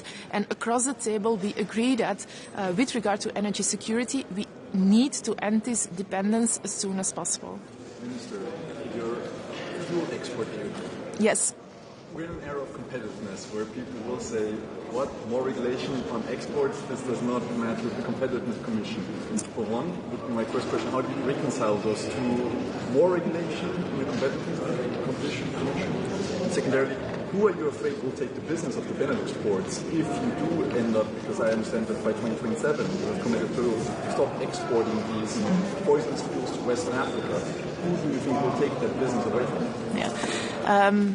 I think these questions are a little bit framed in a very negative way. What drives us to put this AOB on the table is the major health impact that have these dirty fuels on Africa. And that was the policy driver already for the Benelux countries to have this prohibited. And I don't see any negative points in having this export ban. And with regard to competitiveness, who says competitiveness also says level playing field, and in order to have a level playing field, it's better that we coordinate and harmonize our policies, and so that is the whole AOB topic about. Okay, all set? Thank you, have a nice day.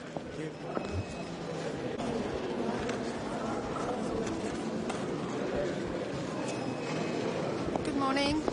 Today we have a debate on the future of European electricity and energy policy. For Estonia, the main priority is energy security. In this time of geopolitical situations, we need to ensure that our competitiveness is where it needs to be. Europe needs to take care of its competitiveness.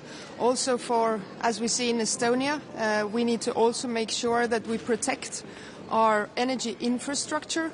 Also, Europe needs to together think about how much dependency on Chinese technology we can allow in our field of energy. Of course, the main issue to tackle is that we need to up the production capability of renewables to bring down energy prices, and Estonia here is leading by example to produce as much electricity as we consume by renewable means. So energy security as a priority, and also the protection of our infrastructure, and to raise Europe's competitiveness by bringing down European electricity prices through more connections between the countries and more production capabilities. Thank you.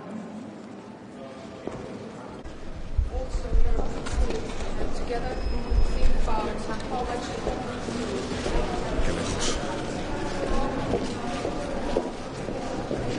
Buenos días. Sí, ¿dónde? ¿Aquí estoy bien? Sí. ¿Parados? Pues muy buenos días. Mis primeras palabras son de afecto y solidaridad con el pueblo y con el gobierno francés debido a ese ciclón devastador que ha asolado el archipiélago de Mayotte. Hoy vengo a este consejo, yo creo que es un día especial, primero porque tenemos ya el Colegio de Comisarios en marcha. Vamos a contar con la presencia del Comisario de Energía y Vivienda, Dan Jorgensen, y es un consejo en el cual vamos a hablar temas tan trascendentales como el futuro de la política energética, el mercado de la Unión de la Energía, el papel de las energías renovables en esos precios más sostenibles, en esa capacidad de ser más competitivos que va a tener Europa, principalmente también por esas energías renovables. Vamos a tener una sesión muy concreta en torno a la geotermia, cuál es su potencial en Europa, cómo podemos maximizarlo. Esta ha sido una de las prioridades de la presidencia húngara. Contamos con la Agencia Internacional de la Energía, con el doctor Birol, que nos va a presentar un estudio, yo creo que va a ser fundamental, además de unas conclusiones que abogan porque la Comisión ponga encima de la mesa un plan de acción de geotermia, tanto profunda como para usos de calefacción y refrigeración. La geotermia en España es importante, tiene un gran potencial, especialmente cuando hablamos en regiones ultraperiféricas, como es el caso de Canarias. Hemos visto que son soluciones que pueden mejorar su autonomía y por eso nos parece muy procedente. Y ese debate que va a ser fundamental, el futuro de la energía en la política energética en Europa, en ese nuevo ciclo de la Comisión, donde nos tenemos que centrar no solo en implementar ese gran paquete Fit for 55, directivas y reglamentos que ya hemos aprobado recientemente, ser concretos e implementar, sino también en base a esos estudios, tanto Draghi como Letta, que son referencia ahora a la hora de lanzar el objetivo de la nueva Comisión, buscar medidas para ese plan de acción conjunto de descarbonización y competitividad, también trabajar en esas interconexiones, en esa Europa que es más competitiva gracias a las interconexiones entre los países, en las inversiones en redes y, por supuesto, también apostar por esas tecnologías renovables que nos permiten precios asequibles, hacer que lleguen a los mercados, y eso tiene mucho que ver con ese, vamos a decir, Clean Industrial Deal, es decir, cómo hacer nuestra industria competitiva de cara a la situación geopolítica que estamos viviendo. Por lo tanto, temas fundamentales, temas trascendentales que vamos a tener la oportunidad hoy de debatir con nuestro nuevo comisario, con Dan Jorgensen, además de seguir trabajando en otros aspectos que también tendrán cabida en este Consejo Europeo, pero sobre todo también queremos tener la visibilidad de conocer cuál es el plan de trabajo de la próxima presidencia polaca en el siguiente semestre. Gracias. Sobre el debate del futuro de la energía, ¿ve posible reconciliar esos dos bloques de amigos de las renovables y amigos de las nucleares? ¿Cómo cree que puede eso reconciliarse en el debate? El debate es importante, que Europa hemos demostrado que ante situaciones extremadamente complicadas que hemos vivido en los últimos 4 años, Europa esté unida. Yo creo que es uno de los principales mensajes que tenemos que sacar. Hacer una Europa unida que dé respuesta a la situación actual que está viviendo Europa, que tenemos que ser más competitivos y tenemos que seguir consiguiendo precios asequibles y estables. Esos precios asequibles y estables vienen de la mano normalmente de las energías renovables, pero efectivamente yo creo que cada país tiene que abogar por cómo y por qué tecnología energía esa puesta en su sistema. Con lo cual, mi respuesta siempre es sí. Yo creo que podremos conciliar una respuesta conjunta. Vicepresidenta, Podemos sigue insistiendo en que para la aprobación de los presupuestos sería necesario, por su parte, sería obligatorio que el impuesto a las renovables fuese incluido. Desde el Gobierno en los últimos días, el impuesto a las energéticas, perdón. Desde el Gobierno en los últimos días parece que se había dejado ya de lado por ahora ese impuesto. ¿Qué es lo que va a ocurrir? ¿Cómo se puede conciliar? Nosotros la apuesta es tener un presupuesto porque es algo importante, ¿no?, para la estructura económica del país. En eso vamos a estar, vamos a buscar las mejores soluciones y seguimos debatiendo. Pero con el impuesto en concreto hay espacio, se podría volver a retomar ese debate como exige Podemos. Estamos en un debate que sigue y que continúa. Minister, a group of pro-nuclear EU countries this morning have said that the new 2040 renewables target set by the Commissioner goes against the principle of technological neutrality. Do you agree with that? I would say that for us it's very important to have concrete objectives, and in this case the Commission study, it's very clear about having clear objectives, and our side is that we need to have clear objectives on renewables. That doesn't mean that is on the contrary, a position against any national system approach in case of nuclear. Once again, we think the proposal provided by the Commission is a good one, and we will be very clear tomorrow in the meeting. Gracias. Gracias. Gracias, chicos.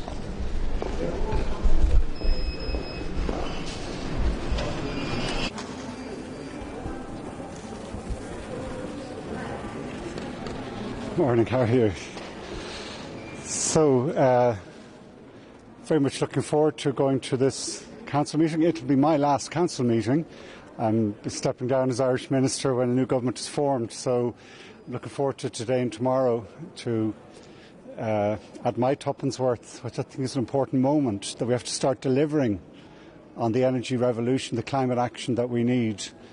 My main message today to my colleagues will be that by working together, more interconnection, that's the best way of bringing our costs down, that's the best way of making Europe competitive.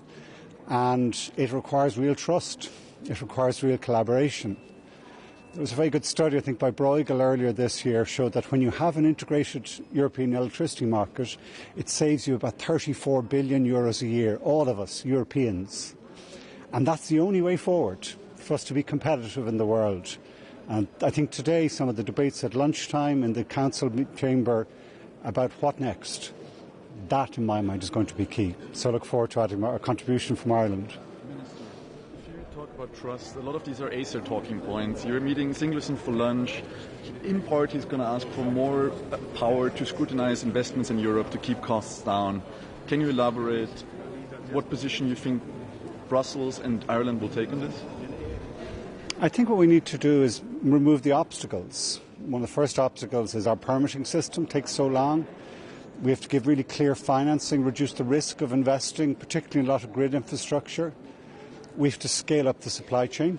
We don't have enough cabling and other marine shipping facilities. But more than anything else, there's a political obstacle. I've been on this Energy Council now for twice as Minister, and I think the biggest thing holding us back is maybe not thinking collectively, not thinking in a fully European Union way. I think Enrico Letta and Mario Draghi are right. We need a deepening of the electricity markets, we need reform of the capital markets. If we do those two things, the economic sense of further interconnection will work through.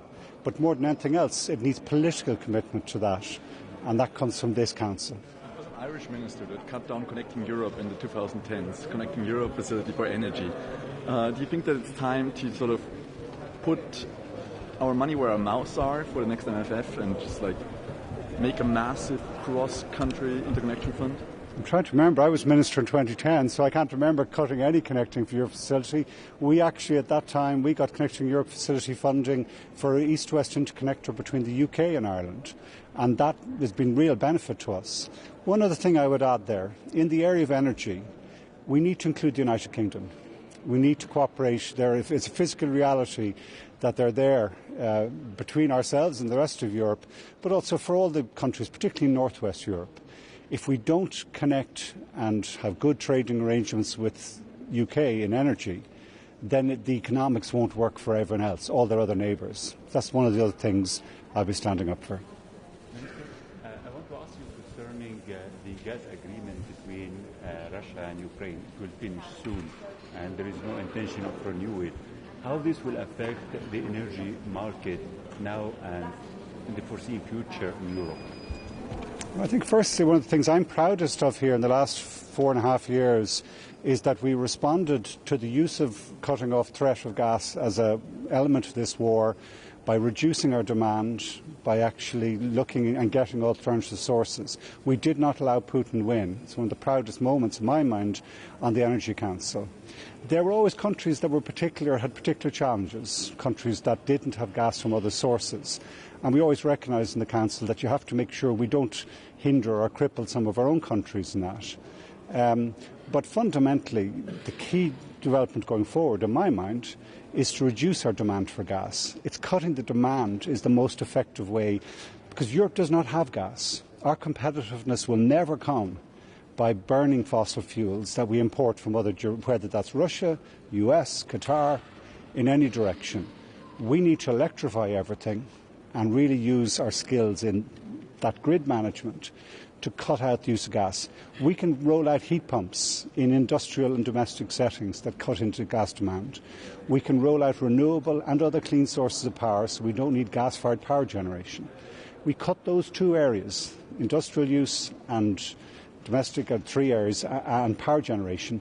We will not need that gas. That ultimately is the only really secure way forward for us. Will you be discussing the Commission's upcoming plan to phase out Russian energy today? And do you have a view on what should be in that? Should it cover everything, including nuclear fuel? Yeah, I think one of the things is we've had too long in this Council and maybe in the wider political debate, it's been an ongoing row, renewables versus nuclear. We have nuclear and renewables is going to be the mainstay of investment, globally as well as in Europe. I think the real question for us is, can we integrate the two in these integrated markets I'm talking about, where we're not just isolated blocks of nuclear and then the rest of us running a renewable system. And so I keep coming back to that point about interconnection where you do have balancing capability, which nuclear can't stop in the way of. If one country was to say, oh, we're just going to stick with our nuclear and all our neighbours, well, they can do whatever they want, but that won't work. I think that it won't work for that country and it won't work for the wider European Union. So I do think we were asked the question in this Council three months ago on Draghi's report, can we decarbonise and be competitive? The only answer is, well, it doesn't take long to think. We're not going to be competitive in using fossil fuels. There will be nuclear, but I think it'll be a small percentage of European electric power. It's more expensive. And we have to make sure that that nuclear block can't stop the integration we need so that all our power prices come down. That, I think, is the key response, not just to the Russian threat, but to our real competitiveness issue. You just mentioned energy cooperation with the UK. I mean, how do you see that progressing going forward? Well, firstly, I was very pleased. For us in Ireland, it was a really significant decision by Ofgem 3 weeks ago where they are looking at a whole number of different interconnectors with Ireland, with France, with Germany, Denmark, and saw the bigger picture and said, yes, that does make sense for the UK and for the rest of Europe. So interconnection is the first thing. We do need to get good trading arrangements for electricity. At the moment, that's not functioning. In my mind, the trade and cooperation agreement between the European Union and the UK was very progressive on energy. It recognised that it's in all our interests to make sure that this works. We have to be careful that in the negotiations with the UK on resetting the relationship with Europe, we don't see energy being used as a trading or chip in terms of what we need to do. So, and then last but not least, we need to make sure that our carbon markets, our CBAM, carbon systems integrate well. So it's allowing for trading, further interconnection, and making sure that carbon market systems align are probably the three key things we need to do. I think we want to make sure that they don't create obstacles which would make it difficult, particularly in energy, to be able to trade and interconnect. And how exactly we do that will be in the detail. Thanks, Anita.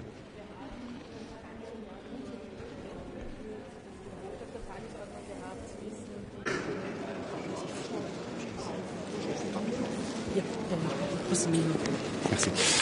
Bonjour, je suis ministre de l'énergie, je viens pour le Conseil de l'énergie et je pense qu'il est très important qu'on voit que la Commission fasse une de ses priorités, la compétitivité et l'énergie au niveau européen. On voit que les défis sont majeurs pour nos industries, pour notre économie, pour nos citoyens ici en Europe. C'est pour ça qu'il est important justement d'aborder ces sujets et la Commission en a fait une priorité. Hier soir, au niveau Penta, on a abordé une déclaration justement concernant les prix de l'énergie et la compétitivité de nos entreprises qui est un pas très important pour développer ces questions. On voit que nos entreprises ont bien surmonté la crise de 2022. Cependant, on est toujours en concurrence avec nos entreprises sur des marchés qui ne sont pas uniquement en Europe mais qui sont aux États-Unis, qui sont en Asie. C'est pour ça justement qu'il est important d'en faire une priorité.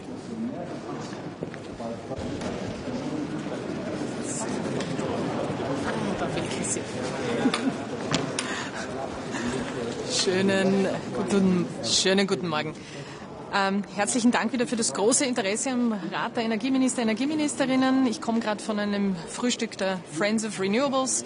Sie kennen unsere Interessensgruppierung für den Ausbau der Erneuerbaren ja bereits. Wir durften heute auch den neuen EU-Energiekommissar Dan Jorgensen begrüßen, der uns über seine Prioritäten für die ersten 100 Tage informiert hat. Ich glaube, es ist völlig klar, wo hier Österreich steht. Wir brauchen einen raschen Ausbau der Erneuerbaren, um eine sichere, eine stabile, eine unabhängige und eine günstige Energieversorgung für diesen Kontinent sicherzustellen. Heute am Rat 2 wichtige Dinge aus meiner Sicht. Es geht einerseits um die Vorbereitungen für diesen Winter, Stichwort Gasversorgungssicherheit. Das steht auf der Tagesordnung mit einer Information der Kommission zu den Vorbereitungen auch wieder auf diesen kommenden Winter. Sie wissen mittlerweile, die OMV hat den Vertrag mit der russischen Gazprom angekündigt zu kündigen. Das ist gut, das ist ein notwendiger Schritt und auch eine logische Konsequenz aus der Tatsache, dass Gazprom die Lieferungen eingestellt hat an die OMV nach einem Schiedsgerichtsurteil. Das ist ein wichtiger Schritt für unsere Energieunabhängigkeit, für den Ausstieg aus russischen Brennstoffen. Wir werden heute von der Kommission hören, die Vorbereitungen europaweit auf diesen Winter. Wir bereiten uns nicht nur auf dieses Vertragsende vor, sondern natürlich auch auf das Ende des Transitabkommens durch die Ukraine. Und deswegen werde ich auch in diesem Zusammenhang Gespräche führen mit der Kommission, mit den Nachbarstaaten, weil wenn wir uns gemeinsam darauf vorbereiten, sind wir stärker. Und genau das machen wir heute. Der zweite Punkt noch ganz kurz, den auch Österreich auf die Tagesordnung gebracht hat, ist die deutsche Gasspeicherumlage. Also auch das Thema kennen Sie bereits. Die Gasspeicherumlage, ich sage es jetzt einmal sehr verkürzt, ist ein Zoll auf Gas, das nach Österreich kommt durch Deutschland.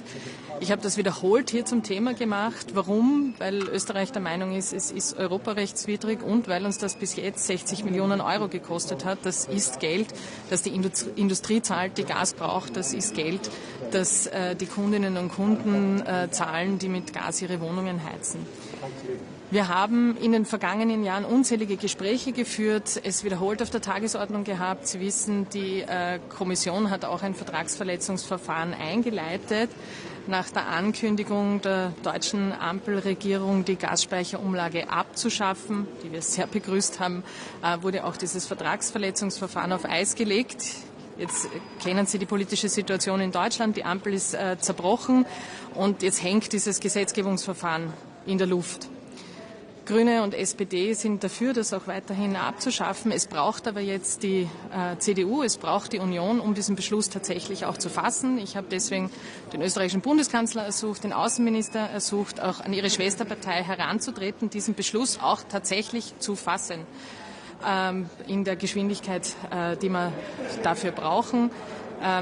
Wir haben positive Signale. Ich bin zuversichtlich, dass wir nicht das letzte Mittel brauchen werden, aber ich sage auch in aller Deutlichkeit, das ist für Österreich eine entscheidende Frage auf unserem Weg weg von russischem Gas, eine entscheidende Frage für unsere Energiesicherheit und Diversifizierung.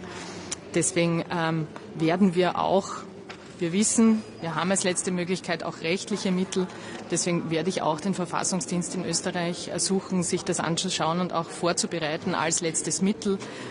Die Klagsmöglichkeiten, wie gesagt, ich bin zuversichtlich, dass wir dieses letzte Mittel nicht brauchen, aber es ist das für Österreich einfach eine sehr, sehr wichtige Frage, daher heute auch wieder auf der Tagesordnung. Damit einmal soweit von mir. Frau Ministerin, gleich zur Gasspeicherumlage. Sie haben gerade gesagt, Sie haben innerhalb der Regierung Druck gemacht, quasi mit Deutschland Kontakt aufzunehmen. Haben Sie da auch Druck gemacht und sind Sie zuversichtlich, dass diese Gasspeicherumlage fallen könnte, bevor Sie rechtliche Schritte ergreifen müssen? Selbstverständlich, seit 2 Jahren ist es auf jeder Tagesordnung des Rates in bilateralen Gesprächen, zwischendurch in Gesprächen mit der deutschen Bundesregierung. Ich habe es vorher schon beschrieben, die politische Situation war ja, dass die Ampelregierung für die Abschaffung der Gasspeicherumlage war. Dazwischen kam ein Sturz der Ampelregierung. Insofern kann ich jetzt sagen, SPD und Grüne stehen dazu, wollen das auch in den Bundesrat einbringen. Es braucht die Union. Daher mein Ersuchen, parteipolitisch an Bundeskanzler und Außenminister, da auch hier zu unterstützen, dass dieser Beschluss tatsächlich fällt. Ich bin vorsichtig zuversichtlich, aber sicher können wir erst sein, wenn diese Umlage tatsächlich gestrichen ist. Das braucht einen Gesetzesbeschluss und darauf machen wir Druck. Aber wie gesagt, wir bereiten uns auf alle Eventualitäten vor. Aber Sie sagen, positive Signale, heißt das, dass Sie von der Deutschen Union, dass die gesagt haben, dass Sie auch weiter an diesem Projekt dran halten werden? Oder ja, was sind diese positiven Signale? Positive Signale ist zum Beispiel die vorläufige Aussetzung der Umlage ab 1. Jänner durch die Bundesnetzagentur und den Handelsplatz THE. Aber es braucht die Gesetzesänderung, damit das tatsächlich fix ist und so bleibt. Und darauf werden wir weiter Druck machen. Wie gesagt, wir brauchen hier die Union. Ich bin zuversichtlich, das ist ein Zustand, der aus meiner Sicht europarechtswidrig ist. Ich bin zuversichtlich, dass man hier zu einer vernünftigen Lösung auch kommt und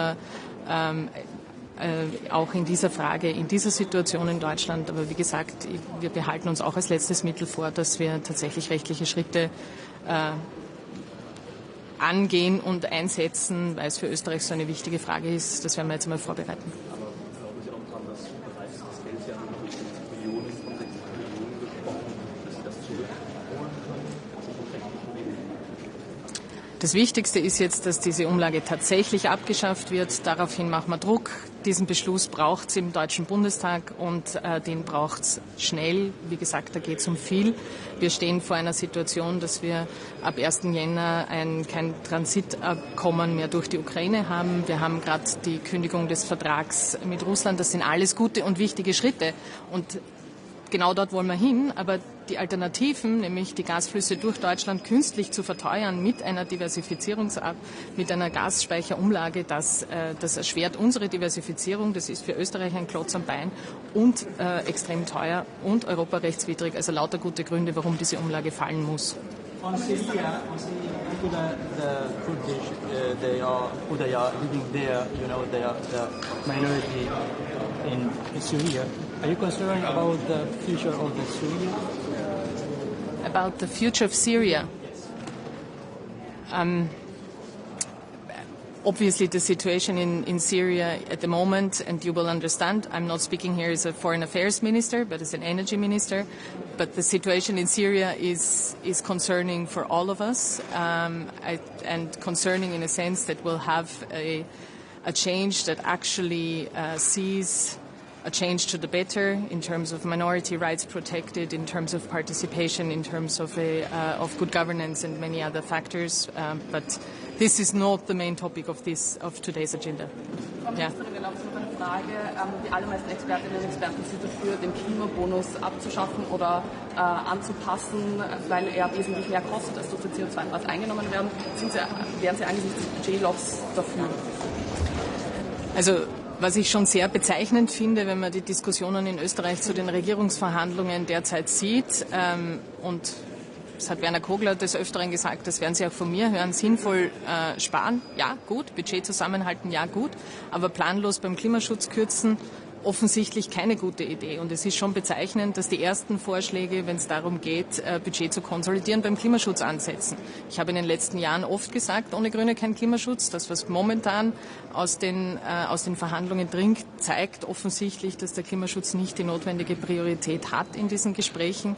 Wir werden hier sehr wachsam sein und kritisch-konstruktive Oppositionsarbeit machen, weil die Klimakrise die größte Herausforderung unserer Zeit ist und das braucht politische Antworten, nicht nur von der jetzigen Regierung, sondern von jeder zukünftigen Regierung. Der Klimabonus ist ein Modell der Rückverteilung der CO2-Bepreisung, um das uns tatsächlich viele in Europa beneiden. Deutschland hat ja mit der Idee des Klimagelds eine ähnliche Idee gehabt, allerdings nie umgesetzt bis dato.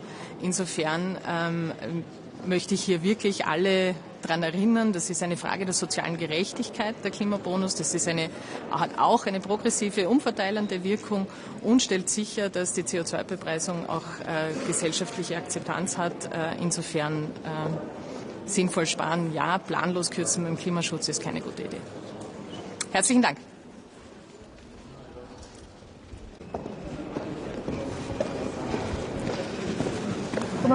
Good morning, good morning, good morning, good morning. So looking forward to today's meeting before Christmas with the energy ministers. Just came out of a meeting with the new commissioner, Dan Jørgensen, that attended the Nuclear Alliance meeting, had a good, productive discussion together with him on technical neutrality. So look forward to today's discussion on the future of the energy policy for Europe. Last week in Sweden and in a few other countries, we had soaring electricity prices. And the reason for this is very simple. We have an extremely weather-dependent energy system now. The last 11 years in Sweden, we have pushed in 13,000 megawatts of new installed production capacity, but it has almost exclusively been wind power. It has made prices and the production or the delivery and possible consumption very volatile. And we now see the Swedish market being affected by this, but also highly being affected by the weather-dependent power production in Germany as well. That has been a huge discussion also in Sweden last week. So this is the reason why we today will be lifting once again the need for security of supply to flatten out and level out the volatility of and fluctuations in prices that we have seen in many European countries, and Sweden specifically last week. And this is one of the issues that I will be raising today, together with the issue on congestion revenue. During the energy crisis and the peak of the energy crisis, we had the opportunity to use some of that congestion revenue to support our households. In Sweden, it is the households, it is the consumers that pay a high price that ends up in congestion revenue, and we would like the opportunity to decide for ourselves how that congestion revenue and the excess congestion revenue should be able to be used, and we would like to have the opportunity, not only in emergencies, to also support our households with that congestion revenue. Maybe a few questions in Swedish first. Yeah. Ja, vad kommer du säga till din tyska kollega? Du skyller ju lite grann på Tyskland här för de höga svenska elpriserna. Ja, och det är ju för att de likt Sverige har ett väldigt väderberoende elsystem. Men jämfört med Sverige så fortsätter ju Tyskland nu i högt tempo in i den här återvändsgränden. Man behöver ha baskraft. Man kan inte bara ha väderberoende kraftproduktion. Och annars så lämnar man ju den notan till alla andra grannländer. Det är ju Sverige som då bidrar med fossilfri el och baskraft till Tyskland. Men Tyskland kan inte leverera något av det tillbaka. Så vad kommer du att säga till din tyska kollega? Nej, de har ju noterat den svenska kritiken. Jag hade kontakt med min norska kollega igår också, som har liknande kritik mot Danmark och mot Tyskland. Och vi kommer att vara solklara med att Tyskland måste ta ett eget ansvar för baskraft. Och då kan de inte koppla på mer gas och kol primärt och göra sig mer beroende av fossila kraftslag. Utan de behöver också öppna upp för annan baskraft som är fossilfri. Men finns det något instrument du kan ta till utan att vädja till dem? Nej, men det som blir en viktig diskussion idag med energiministrarna och den nya energikommissionären Dan Jörgensen, det är ju behovet av teknikneutralitet framöver i EU. Sluta hålla på och låsa in specifika siffror för olika kraftslag. Antingen så är fossilfritt överordnade eller så är förnybart och vindkraft överordnade. Och EU har inte råd i den här tuffa konkurrensen från USA och Kina att hålla på med den här typen av sifferexercerande. Fossilfritt måste vara det överordnade målet och det blir ett viktigt budskap idag. Den tyska regeringen svarade ju på detta i slutet på förra veckan och sa att det här är inte alls Tysklands fel. Är inte snarare problemet att det är liksom kapacitetsbrist med överföring inom Sverige? Det är ju ett stort problem, men Sverige har ju ett problem med för lite baskraft, för lite effekt. Vi har ju den värsta effektbrist i hela Europa. Men skillnaden mellan Sverige och Tyskland, det är att vi låtsas inte om som att det här problemet inte finns. Vi är medvetna om problemet och vi gör nu någonting åt det. Medan Tyskland fortsätter att addera det som är EUs problem. Att man blir mer beroende av fossila kraftslag, vilket Tyskland nu blir mer beroende av gas när man har stängt kärnkraften, ber om undantag från kommissionen att bli än mer beroende av gas. Det är ju ett enormt hyckleri, särskilt givet klimatkris och Rysslands fullskaliga invasionskrig på Ukraina. Och därtill så gör man sig mer beroende av vädret. Och det är bara så, när det inte blåser, då funkar inte systemet. Det låter som att du fortfarande är vansinnig på Tyskland. Ja, det stämmer. Och det är jag därför att man inte har den här viljan då.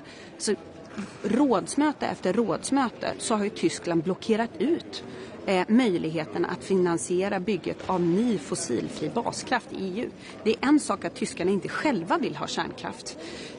Men det är en annan sak att hindra andra länder att kunna ta del av medel som är teknikneutrala och som bidrar till fossilfrihet samtidigt som man själva går åt andra hållet, bidrar med ökad prisvolatilitet, sämre security of supply, leveranssäkerhet och därtill då att man blir mer beroende av fossilfri kraft. Det är ett hyckleri. Räknar du med stöd från kommissionen när det gäller elområden och få Tyskland att dela in sig i elområden? Jag har svårt att se att kommissionen i det här läget kommer att lägga sig i. Men det är ju så att det är på grund av EU, på grund av kommissionen som vi också delvis har gjort den här prisindelningen, några länder. Och det är klart att de har noterat att vi skulle vilja se att Tyskland införde ett prisområde i norra Tyskland. Det skulle dämpa påverkan på tyska höga elpriser på Sverige radikalt. Och det är ju också så att vi håller ju på Hansa Power Bridge, en extra kabel som skulle kunna hjälpa Tyskland i tuffa tider på grund av att man inte har ordning på sitt system.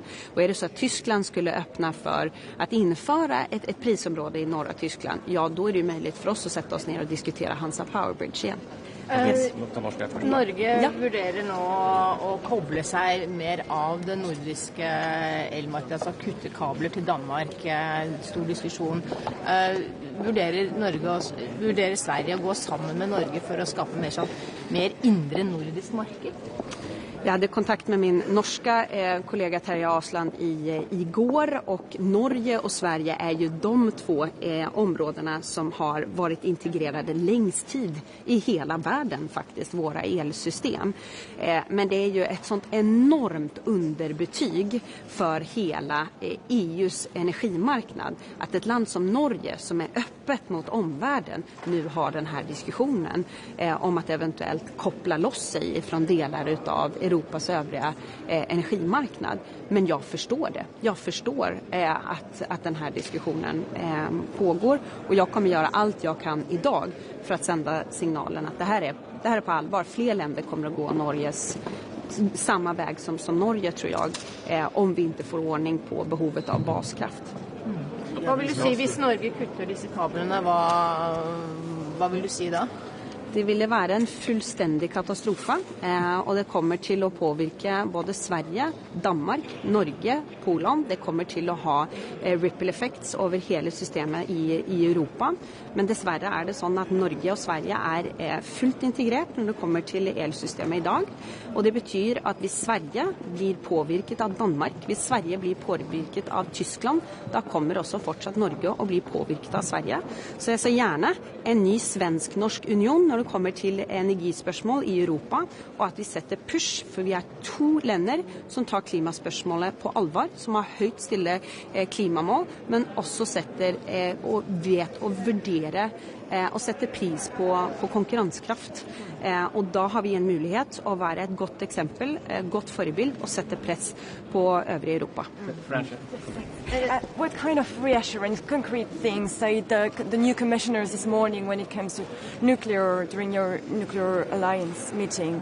A concrete announcement or reassurance? Well, first of all, we had the opportunity to give a warm welcome to the new Commissioner Dan Jørgensen, and he also underlined his commission letter from Ursula von der Leyen, emphasizing the need for technical neutrality, and this is what we also really emphasized within the nuclear alliance this morning, and also question whether you should have a very detailed target for 2040 when it comes to renewables. And mind you, Sweden is the #1 country in the world, together with Denmark, that has the most amount of renewables in our system, the most amount of wind power in our system. We love renewables, but we also need to have more dispatchable power production, more baseload that makes it possible not only to have a lot of installed production capacity, but also that it is possible for companies to connect to the grid with. So this is where I see the Commission will be in a target conflict. Is it more important to have a specific target for renewables, the amount of renewables, where you can tamper with statistics, for example, by closing down nuclear power plants, or is the main target fossil-free and clean energy production in Europe? And he seemed open to this idea of a broader target. Well, of course, he's not gonna stop underlining the need for more renewables in the system. But the message was very clear. The Commission will have to choose in the years to come. Is it more important with a specific renewables target, so other countries can go the same way as Germany does now, adding more renewables to the system, but also adding a lot of fossil sources to the system? That cannot be the way forward for Europe. It has to be fossil-free and technical neutrality, and that has to weigh heavier than any other specific statistics in this. Thank you very much. Are you blaming the large single price zones on the continental Europe, the French and the German one, for the price situation in the Nordics last week? In part, yes. So we had a situation the other day where the prices soared all the way up to almost, if you add taxes and other parts, almost €1 per kilowatt hour. It was very expensive, between 5 and 6 to take a shower in Malmö, in the very southern part of Sweden. And it just comes down to physics. I mean, I have huge respect for our Germans' decision to close down nuclear. That is something that it is in their full right to make that decision as a single member state. But they did that in a time of need where we needed more baseload, more fossil-free power production, and they have made all of their neighbors more affected by their very weather-dependent energy production. And I mean, no willpower in the world can override the basic rules of physics, not even Dr. Robert Habeck. And that's just the way it is. If the wind doesn't blow, you don't have enough electricity production. And there is a difference between having a derating capacity factor of 74 that the nuclear has, or 84 like hydropower has in Sweden, and 11% which on land wind power has. It makes for very different qualities in the system. It makes it gives a completely different result in terms of being able to add more connectors and more households or companies to the system. Let me be frank. Do you think the German and the French bidding zones should be split? I would like, my main target is Germany at this point. I would like for a specific price zone in the northern part of Germany. Germany can take whatever decision they want, but they need to see it affects their neighbors a lot, and it is not fair that Swedes should pay German prices for German decisions, while we are providing Germany with fossil-free baseload, and they cannot do the same back. Thank you very much. And Thank you. Continue.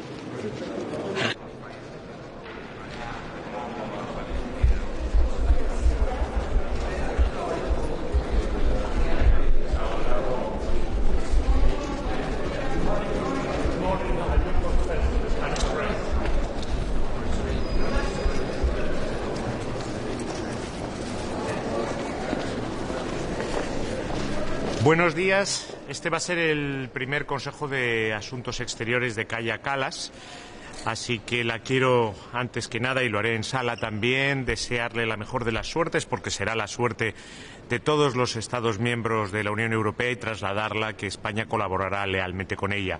He tenido ocasión ya de hacerlo, se trasladó a Madrid y mantuvimos una larga reunión de trabajo donde analizamos los principales dosieres internacionales, y de nuevo en Berlín la semana pasada, junto con el G5 Plus, tuve ocasión también de intercambiar sobre Rusia, sobre Siria, la relación con la nueva administración norteamericana. En cualquier caso, España, como siempre, será un país europeísta que sumará su voz a que la voz de Europa tenga fuerza en el mundo. Hoy vamos a tratar los asuntos más importantes: Siria, la guerra de agresión rusa-Ucrania, Georgia. En relación a Siria, les anuncio que esta misma semana nuestra intención es que regrese el encargado de negocios de España a Damasco, que en estos momentos, por motivos de seguridad, se encontraba en Beirut después de haber desplazado un convoy de españoles que habían salido de Siria, y que además vamos a nombrar un enviado especial que va a reforzar nuestra embajada en Damasco. La idea es que España se sume también a los países europeos que están teniendo contactos con las nuevas autoridades. Esos nuevos contactos son, evidentemente, y así solicitaré que la Unión Europea los mantenga también, contactos que tiene que quedar claro que son contactos muy preliminares. Y ante todo son contactos para trasladar unas líneas rojas claras. La necesidad de que el futuro de Siria sea un futuro pacífico, y que lo que es hoy en día un movimiento militar tiene que evolucionar hacia un movimiento político, que tiene que ser absoluta y necesariamente inclusivo, con un respeto escrupuloso de las minorías étnicas y religiosas, que también vamos a ayudar y colaborar a que Siria mantenga y garantice su integridad territorial, y que no haya ni zonas del país en manos de distintos grupos armados, y que hay que entre todos evitar que Siria, ha sido demasiado parte de la historia de Siria en los últimos años, tenga injerencias externas, y sobre todo injerencias militares externas, que no hacen más que añadir inestabilidad e inseguridad a Siria. También hoy estoy convencido de que trataremos la posible vuelta de refugiados sirios a Siria, refugiados sirios de distintos países. Como saben, hay muchos millones de sirios refugiados en Turquía, en Líbano, en Jordania, también en Europa. España no ha suspendido las solicitudes de asilo por parte de ciudadanos sirios. Las cifras son pequeñas comparadas con otros países europeos, y por tanto no se ha visto la necesidad de hacerlo. Y lo que sí voy a señalar es que, y España desde luego lo va a hacer, y la embajada en Damasco así también lo va a ser, vamos a ser muy escrupulosos en verificar que el regreso de los refugiados a Siria, que es una buena noticia, recordemos que los refugiados son personas que viven por motivos ajenos a su voluntad fuera de sus hogares y junto con sus familias, que este retorno sea un retorno seguro, que sea un retorno que respete los derechos humanos de los refugiados, y que se haga según los criterios que marca ACNUR, la Agencia de Naciones Unidas para los Refugiados. En segundo lugar, vamos a analizar la situación en Rusia. Tuvimos ocasión de manera muy larga y extensa de tratarlo con Alemania, Francia, Polonia, Italia y el Reino Unido, además de con la alta representante Kaja Kallas en la reunión en Berlín.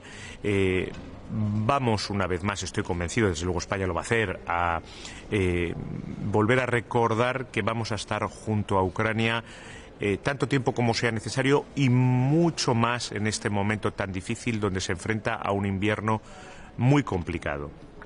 volveré a recordar que el hecho de que se destruya de manera masiva las infraestructuras energéticas rusas es una violación flagrante del derecho internacional y desde luego España intentará tanto con defensas antiaéreas como con generadores eléctricos paliar y permitir que la población civil tenga acceso a esa energía, a ese suministro energético que le permite tener luz y calefacción.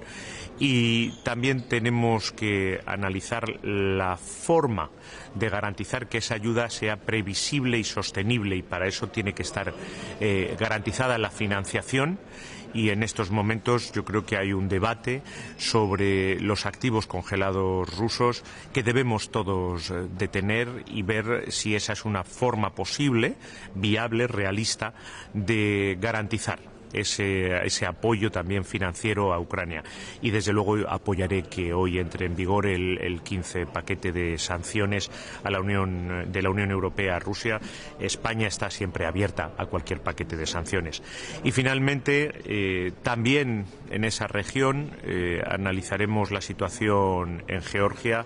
Yo lamento profundamente que Georgia haya decidido paralizar su camino hacia la familia europea y la Unión Europea. Espero que muy pronto, lo antes posible, regrese a ese camino.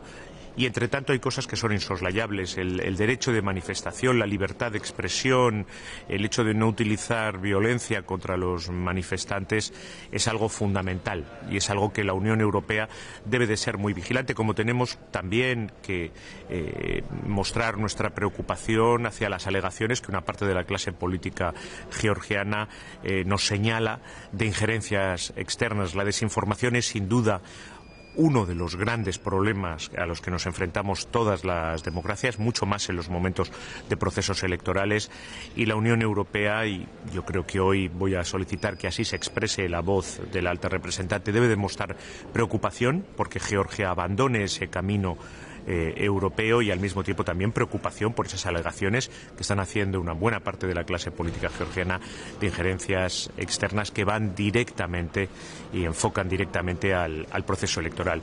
Y por último, aprovecharé también este Consejo de Asuntos Exteriores para hablar con mi colega polaco sobre la carta que le remití la semana pasada para que en esta presidencia polaca, igual que con las presidencias anteriores desde la presidencia española, se trate el asunto del catalán y las lenguas oficiales, su oficialidad en el Consejo de la Unión Europea. La semana pasada le dirigí una carta adjuntándole el memorándum, que es ya un memorándum que presentó España sobre en qué condiciones y cómo se realizaría esa oficialidad, y que es ya un documento del Consejo, yo creo, conocido por todos ustedes, y hoy lo que tendré ocasión es de volver a trasladarle esa solicitud de España, así como explicarle más en detalle el contenido del memorando y el hecho de que son muchos millones de ciudadanos españoles los que utilizan las lenguas cooficiales, que las lenguas cooficiales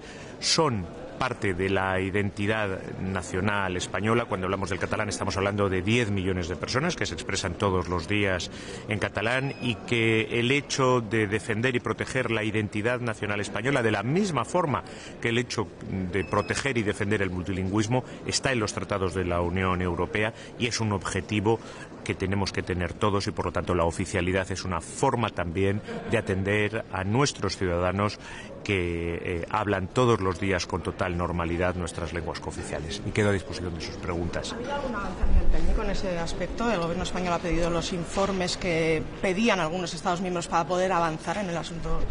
Los informes no los pide el Gobierno español, los va pidiendo el propio Consejo, y hay un informe solicitado sobre costes que hubo ya un primer informe preliminar y estamos a la espera del informe definitivo, y por lo tanto sí, se va avanzando en esos puntos. ¿Llegará en este semestre ese informe? No lo puedo saber porque tengo que hablar con el Secretariado General del Consejo. Yo espero que lo antes posible. Desde luego, cada vez que tenemos contactos con las distintas instituciones europeas, y lo hacemos muy a menudo, y con el Secretariado General del Consejo, lo que nosotros les solicitamos es que sea lo antes posible y lo mayor posible. Y una de las cosas que estoy trasladando en estos momentos también es este asunto no debe de verse como un asunto político o politizado. No se trata venganza de unos españoles contra otros, sino que es parte de la realidad y de la identidad nacional española. Está en nuestra Constitución, son idiomas que se hablan en nuestro Parlamento. Hay millones de españoles que son completamente bilingües y que se expresan todos los días en las lenguas cooficiales. Hay acuerdos administrativos con prácticamente todas las instituciones de la Unión Europea desde hace 20 años y nunca ha habido el más mínimo problema. Así que, por lo tanto, yo siempre explico que todas las fuerzas políticas españolas se tienen que encontrar en este punto. Yo, por supuesto, haré todo lo que esté en mi mano para ello, y que no es solo un asunto político en el sentido de politizado, sino es un asunto de identidad nacional, un asunto verdaderamente de Estado y constitucional español. Ministro, ¿le preocupa que Israel tome una decisión similar con su embajada en España como la que ha tomado con la de Irlanda? Hasta ahora no tenemos ninguna noticia al respecto. La embajada funciona con total normalidad. En cualquier caso, son decisiones soberanas de Israel. A mí lo que me preocupa es que España siempre cumpla con el derecho internacional.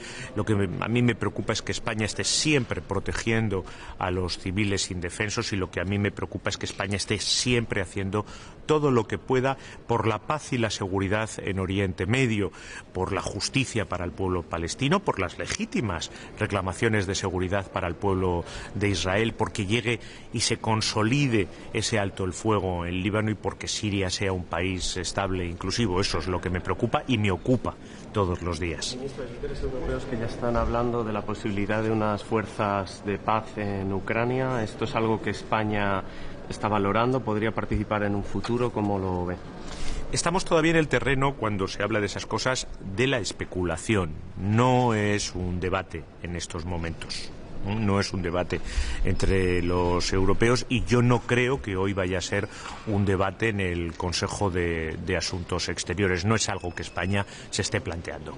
Minister, a question for Reuters to follow up on that. You said that there's no debate about the issue of future peacekeepers, but will there be a discussion about preparations for the day after, for the scenario where there might be a ceasefire in Ukraine, and what the EU could do to support Kyiv in that scenario? Certainly. The debate on the day after, we have it almost every time we talk about this. We had it in Berlin last week, the G5 Plus. We will have it today. We always support the peace plans of President Zelensky. For me, the only problem about the peace and the day after is that I see that Russia has no will to do anything or to talk about peace or the day after. Every time I listen to the Russians, they only talk about war. We will never abandon the war. We will win this war. And the only one that talks about the future is President Zelensky. And on the day after, I've done it already several times, but I will make it clear also today in the Council. Nothing about Ukraine without Ukraine, and nothing about the security of Europe without the European Union. We've been together on this with Ukraine, and we will continue as long as it takes. And therefore, the day after, and one day I'm sure there will be a peaceful future for Ukraine, the first voice that must be heard, and the one leading, is the voice of the Ukrainian government, that is a democratically elected government, but also the voice of the European Union, that is doing as much as we can, and today will be the 15th package of sanctions. Minister, let me ask you about another day after. We are in the day after the fall of Assad regime. You said before that it's too early now to talk about the return of refugees. But some of you... Okay, so what's your stance on this? Do you think that you have to prepare for this, or to wait until the conditions are set? I think it's a good thing that the refugees go back to Syria. First, because a refugee is someone that against his will had to leave their houses, their families, their homeland. And it's fair to them, and it's good to them that they go back. Secondly, because there is a tremendous pressure in countries like Turkey or Lebanon or Jordan, and that will help also the stability. But we have to do it making sure that the conditions of safety, the respect of human rights of those people, that the humane and their dignity is respected, and therefore they must return, but under the conditions that ACNUR, the Refugee Agency of United Nations, stated. So I'm not opposed to that. On the contrary, it's good for them that they go back with their families and in their country. Certainly it's also good for the countries that are under pressure, but we cannot do it no matter how. Their dignity and their human rights must be respected. Lifting the sanctions, lifting the European sanctions, it's one of the main important conditions to improve the economy of the country and set the conditions for refugees to be in acceptable situations. Do you think it's the time for Europe to really think about lifting these sanctions and don't leave some space for other powers to play this role? We can have the debate about lifting sanctions. For that today is too early, but we must start having that debate, and we must make things by order. First, we must have a conversation with the new authorities to make sure that we state that there are red lines about the future of Syria. The future of Syria must be peaceful, must be inclusive, respecting the rights of the minorities. We must guarantee the territorial integrity of Syria, and we must make sure that there are no foreign interference in the future of Syria. If those questions are correctly addressed by the new authorities, then we can have a second conversation about sanctions, but not the other way around. Thank you. About Georgia, very, very quick question. About Georgia, so what will be position of your country? What's on table, and can we expect some decisions today? And what's your impression and estimation situation about Georgia people? More than 2 weeks are standing in the street, fighting for their freedom, for their better future, for European future. And we saw violences and still young people under detention there.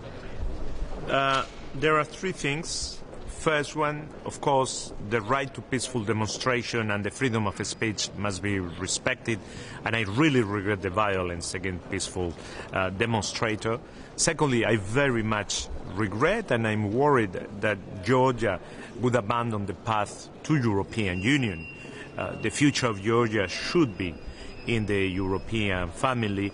And thirdly, we should today discuss about the claims of a part of the political class, the Georgian political class, about foreign interference in their democracy and in their voting. I think that misinformation and foreign interference in elections is one of the main threats today to our democracy.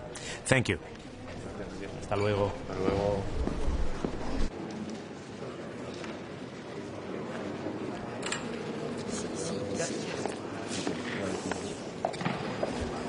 Il y en a une qui n'est pas montée, ok. C'est juste qu'elle ne monte pas. Bonjour à toutes et à tous. J'assisterai donc aujourd'hui au Conseil des ministres européens de l'énergie. Ce Conseil abordera une question importante qui est celle des grandes lignes stratégiques de notre politique énergétique au niveau européen. Je porterai une approche qui visera à faire en sorte que pour atteindre nos objectifs climatiques qui sont très ambitieux, nous ayons une politique énergétique qui vise à déployer l'énergie bas carbone pilotable la plus compétitive possible, compétitive pour nos industries, compétitives pour le pouvoir d'achat de nos ménages. C'est absolument essentiel et cela suppose d'avoir une approche de neutralité technologique et de bien prendre en compte la capacité à piloter l'énergie, ce qui peut être un problème que l'on commence à voir sur nos réseaux puisque cette année en France, nous avons eu des situations de trop plein de production énergétique mettant mettant en fragilité notre réseau physique énergétique et nous avons eu des situations de très grande volatilité des prix qui nuisent à la compétitivité de notre énergie. Donc ces points doivent être bien pris en compte. Deuxième élément, nous aborderons le sujet de la géothermie. C'est une énergie que nous soutenons très fortement en France et qui précisément est une énergie bas carbone, pilotable et dont le prix est compétitif à condition de faire les investissements conséquents au démarrage, mais ce sont des investissements qui durent. Troisième élément, je viens de réunir l'Alliance du nucléaire. Nous avons évidemment parlé de ces grandes lignes directives de la politique énergétique et notamment de l'objectif de renouvelable pour 2040 qui a été rajouté dans la lettre de mission de Dan Jorgensen. Nous avons dit au commissaire qui était avec nous notre interrogation sur cet objectif, alors que l'objectif commun doit vraiment d'être omnubilé par le développement d'une énergie bas carbone, pilotable et compétitive en prix et qui sécurise notre approvisionnement à tout moment de l'année.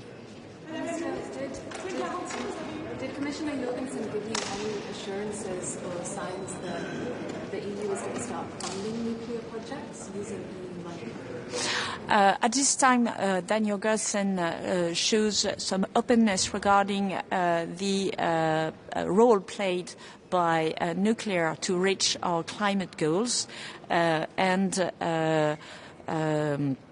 was open to discuss how we could convert that into the legislation.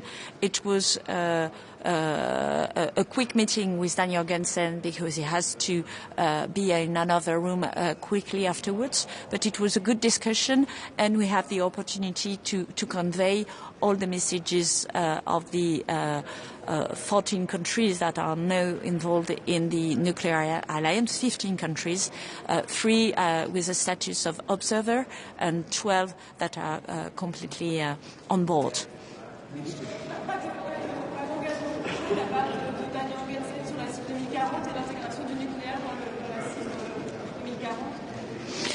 Ce que nous avons dit et répété, c'est que la cible 2040 devait bien prendre en compte l'ensemble des énergies décarbonées et que l'enjeu de la pilotabilité devient aujourd'hui crucial et que pour apprécier la compétitivité de chaque énergie, il fallait apprécier les coûts complets de pilotabilité de chaque énergie. Peu importe la technologie qui est derrière, ça peut être du stockage, ça peut être de l'effacement.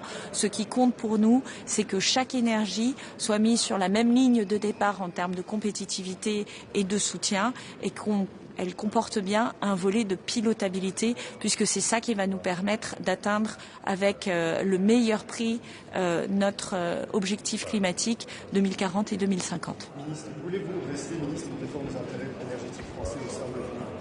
Je ferai aucun commentaire sur l'actualité nationale française.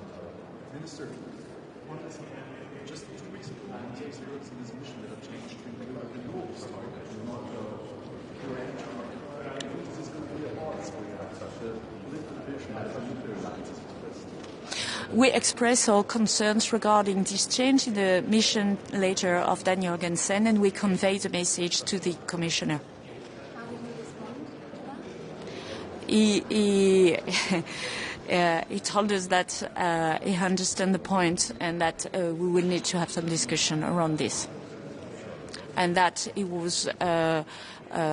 welcomed the fact that nuclear was clearly a lever to decarbonize our economy, our industry, and that there was no question around the need to have nuclear on board.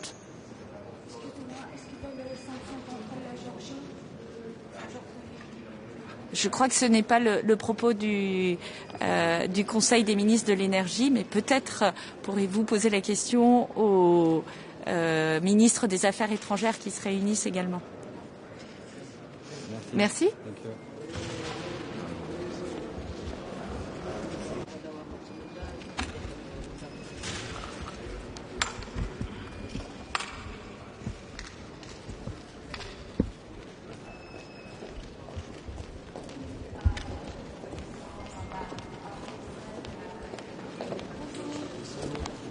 Bonjour à toutes et tous.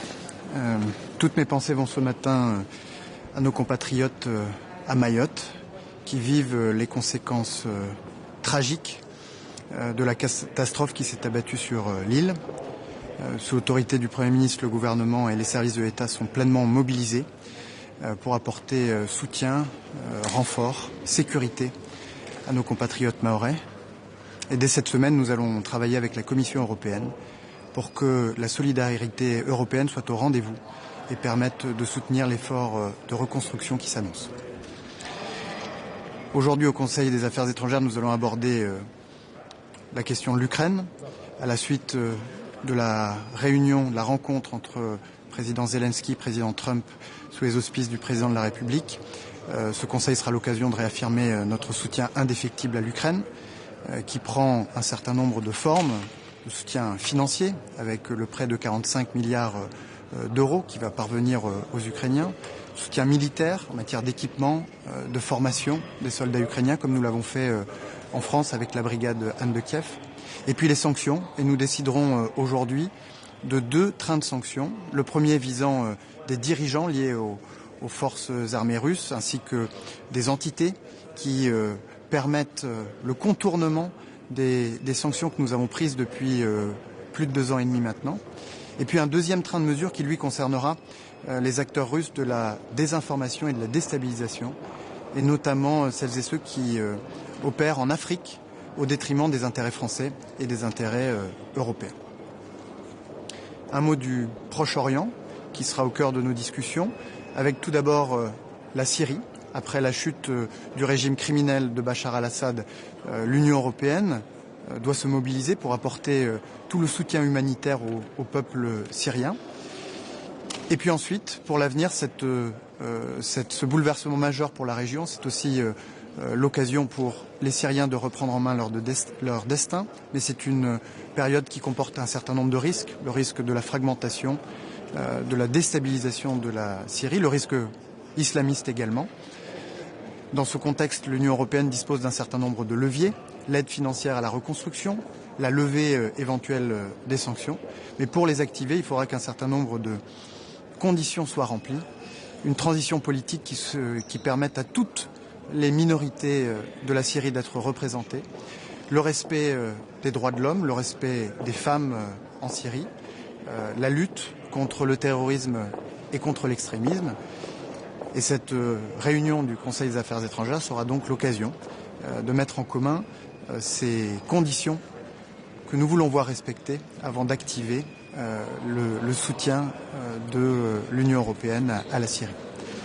Au Liban, le cessez-le-feu est fragile mais se maintient. Pour que ce cessez-le-feu puisse être durable, il faut renforcer les forces armées libanaises et j'appellerai l'Union européenne à augmenter son soutien aux forces armées libanaises en multipliant les instruments disponibles de façon à ce que nous puissions avancer et faire avancer le Liban dans la bonne direction. Nous aurons enfin l'occasion d'aborder le sort de l'Arménie. J'appellerai l'Union européenne à développer sa relation avec ce pays auquel la France est très attachée et que nous puissions là encore lui apporter tout le soutien qu'il est en droit d'attendre. Merci beaucoup. Merci.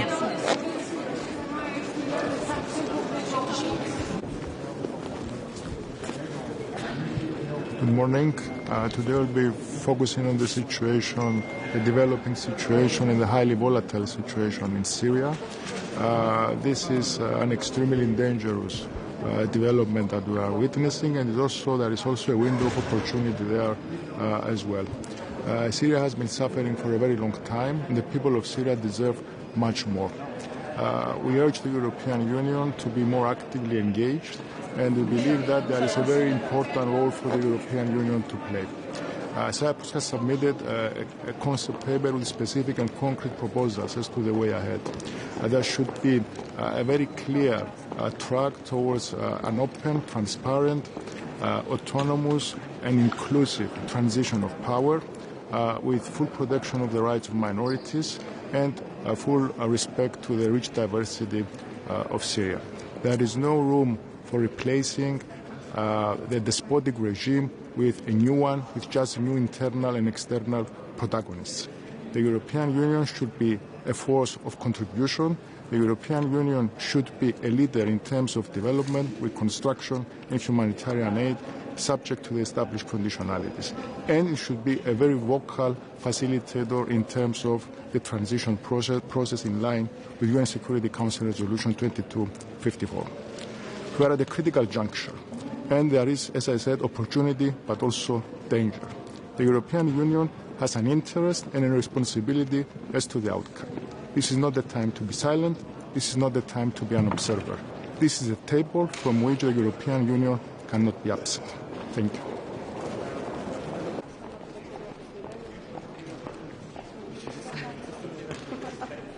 Tak dobré ráno. Dobré ráno, pane ministře. Můžete nám nejdřív říct, vy jste včera pořádal večeři pro další ministry, tak co se tam řešilo, a pak bych se zeptala i na dnešní snídani.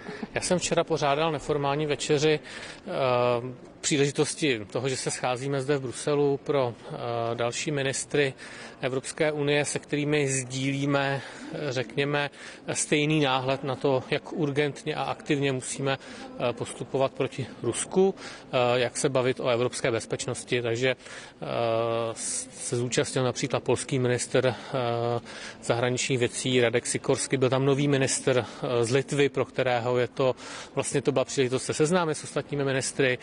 Byla tam rumunská ministryně zahraničních věcí, která velmi detailně informovala o tom, jak proběhla ta dezinformační kampaň na TikToku v Rumunsku. Vlastně jsme svědky toho, že se bude opakovat první kolo prezidentských voleb. Nizozemský ministr tam s námi seděl, estonský ministr, takže to bylo velmi, velmi příjemné. A výstup té večeře nejsou nějaké konkrétní závěry, spíše jsme si jako měli možnost v klidu o těch věcech popovídat a třeba se v některých věcech potom dál posuneme. Takže jsem velice rád, že to proběhlo a dneska ráno proběhla již neformální taková pracovní snídaně pod vedením Kaji Kallas, takže to je ta novinka, máme novou vysokou zmocněnkyni pro zahraniční politiku a debatovali jsme spíš o tom, jak mají probíhat ty ministerské rady, takže každý ministr vyjádřil nějakou svou představu a za chvilku začíná ta samotná práce. Budeme se bavit opět o Rusku, o Ukrajině, o Sýrii, o Gruzii. Když už zmiňujete Kaju Kallasovou, že to tady dnes je první zasedání pod jejím vedením, tak jaká od ní máte očekávání? Jak velká to změna bude oproti Josepu Borrelovi? Já myslím, že ta změna je výrazná. Je tam spousta jiných atributů. Je to seveřanka, je to žena, je to určitě i nová generace politická. To, co si ale ve skutečnosti myslím, že je ta zásadní změna, že přichází z pozice premiéra. Ona má určitě velkou míru autority i tímto pádem u ministrů. Zažila to ještě o patro výše než vlastně většina ministrů zahraničních věcí, byť jsou tam i ministři zahraničních věcí, kteří také zažili roli premiéra, například lucemburský ministr zahraničních věcí. A já myslím, že teďka je potřeba jí nechat jednu nebo dvě ty rady odpředsedat, abych mohl jakkoliv hodnotit její práci. Nicméně jenom to, že projevila zájem, že jsme si mohli na hodinku sednout a vlastně popovídat si otevřeně o tom, jak bychom si představovali, aby rada fungovala třeba lépe nebo jinak, tak určitě vítám. Ty myšlenky, které tam zaznívaly, nejsou nějak úplně radikální nebo nečekané a věřím, že se z toho něco podaří zrealizovat. Ještě k Ukrajině s dovolením, pane ministře, ve středu se tady v Bruselu má odehrát schůzka na vyšší úrovni, na úrovni premiérů, svolali Mark Rutte, budou tam zástupci i prezident Zelenský, ale i zástupci Británie, Polska, Itálie, Francie, Německa. So I think we are speaking more about headlines and speculations than anything which would be in a reality as based on facts.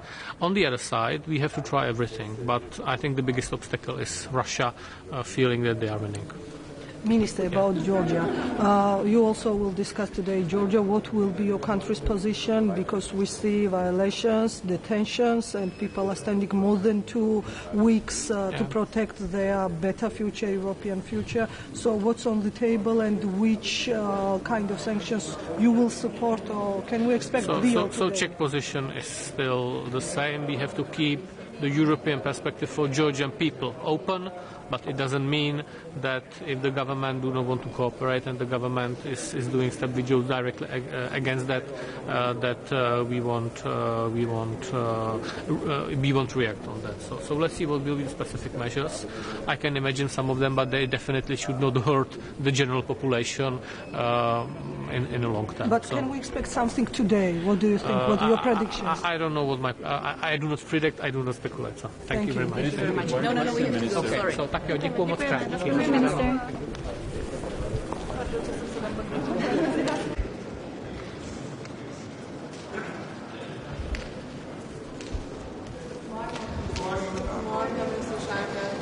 Grüß Gott, guten Morgen. Wir haben heute eine ganze Reihe von wesentlichen Themen, die auf der Tagesordnung stehen. Allen voran natürlich Syrien. Eine Reihe von Non-Papers liegen auch da auf dem Tisch, unter anderem auch von Zypern, Griechenland und uns. Ich glaube, das wesentliche Ziel ist, und das eint uns alle, ist, dass wir die territoriale Integrität Syriens schützen wollen, dass wir natürlich eine Entwicklung hin zu einer inklusiven Regierung, zu einem gewaltfreien Übergang sicherstellen wollen. Aus meiner Warte ist aber wesentlich, dass wir hier nicht mit Vorbedingungen arbeiten, sondern dass wir als allererstes einmal eine Dialogschiene aufbauen müssen. Dass wir nicht naiv reagieren, aber auch nicht selbstgerecht. Das Zweite ist, dass wir mit unseren Partnerstaaten in der Region an einem Strang ziehen. Ich habe in den letzten Tagen intensive Gespräche gehabt mit meinen türkischen Kollegen, mit einem Kollegen aus Jordanien und aus dem Libanon. Und ich habe mit Freude gesehen, dass die arabische Kontaktgruppe, an der auch die Vereinigten Staaten und Türkei teilgenommen haben, dieses Wochenende eigentlich in eine gleiche Richtung gehen wie wir. Wir müssen ein Libyen 2.0 unbedingt vermeiden in unserer unmittelbaren Nachbarschaft. Und da ist es wichtig, jetzt als allererstes einmal stabile Dialogkanäle aufzubauen, mit unseren klaren Erwartungshaltungen. Aber dass wir schauen, dass dort, wo notwendig, unsere Hebel eingesetzt werden, zum Beispiel im Sinne einer Konditionalität. Wenn es Entwicklungen gibt in die richtige Richtung, können wir uns überlegen und signalisieren, dass wir Sanktionen aufheben und hier Schritte in diese Richtung setzen. Aber ich würde davor warnen, dass wir jetzt schon mit Vorbedingungen oder Benchmarks agieren, die uns selber dann die Hände binden würden. Zweite Thema, das auf der Tagesordnung steht, ist natürlich Georgien, das leider Gottes sich komplett im Rückwärtsgang befindet. Und wo wir, glaube ich, aus unserer Warte schon eine Linie ziehen müssen. Ich sage ganz klar, und ich habe in Malta am Rande des OSZE-Gipfels ein sehr deutliches und offenes Gespräch gehabt mit meiner neuen georgischen Amtskollegin. Es geht mir nicht darum, dass wir die Türen zuschlagen. Wir wollen nicht die Brücken abreißen. Georgien ist weiterhin ein Land, dessen europäische Orientierung wir unterstützen müssen. Wir wissen, dass die georgische Bevölkerung zu einer großen Mehrheit genau diesen EU-Weg auch wünscht.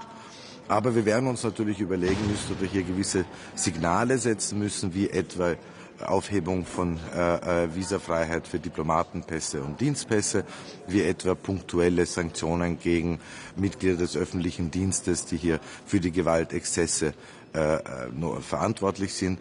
Und eines ist auch ganz klar, diese Gewaltexzesse, das Ausmaß, das angenommen hat gegenüber friedlichen Demonstranten, ist schlicht und ergreifend unverständlich und inakzeptabel.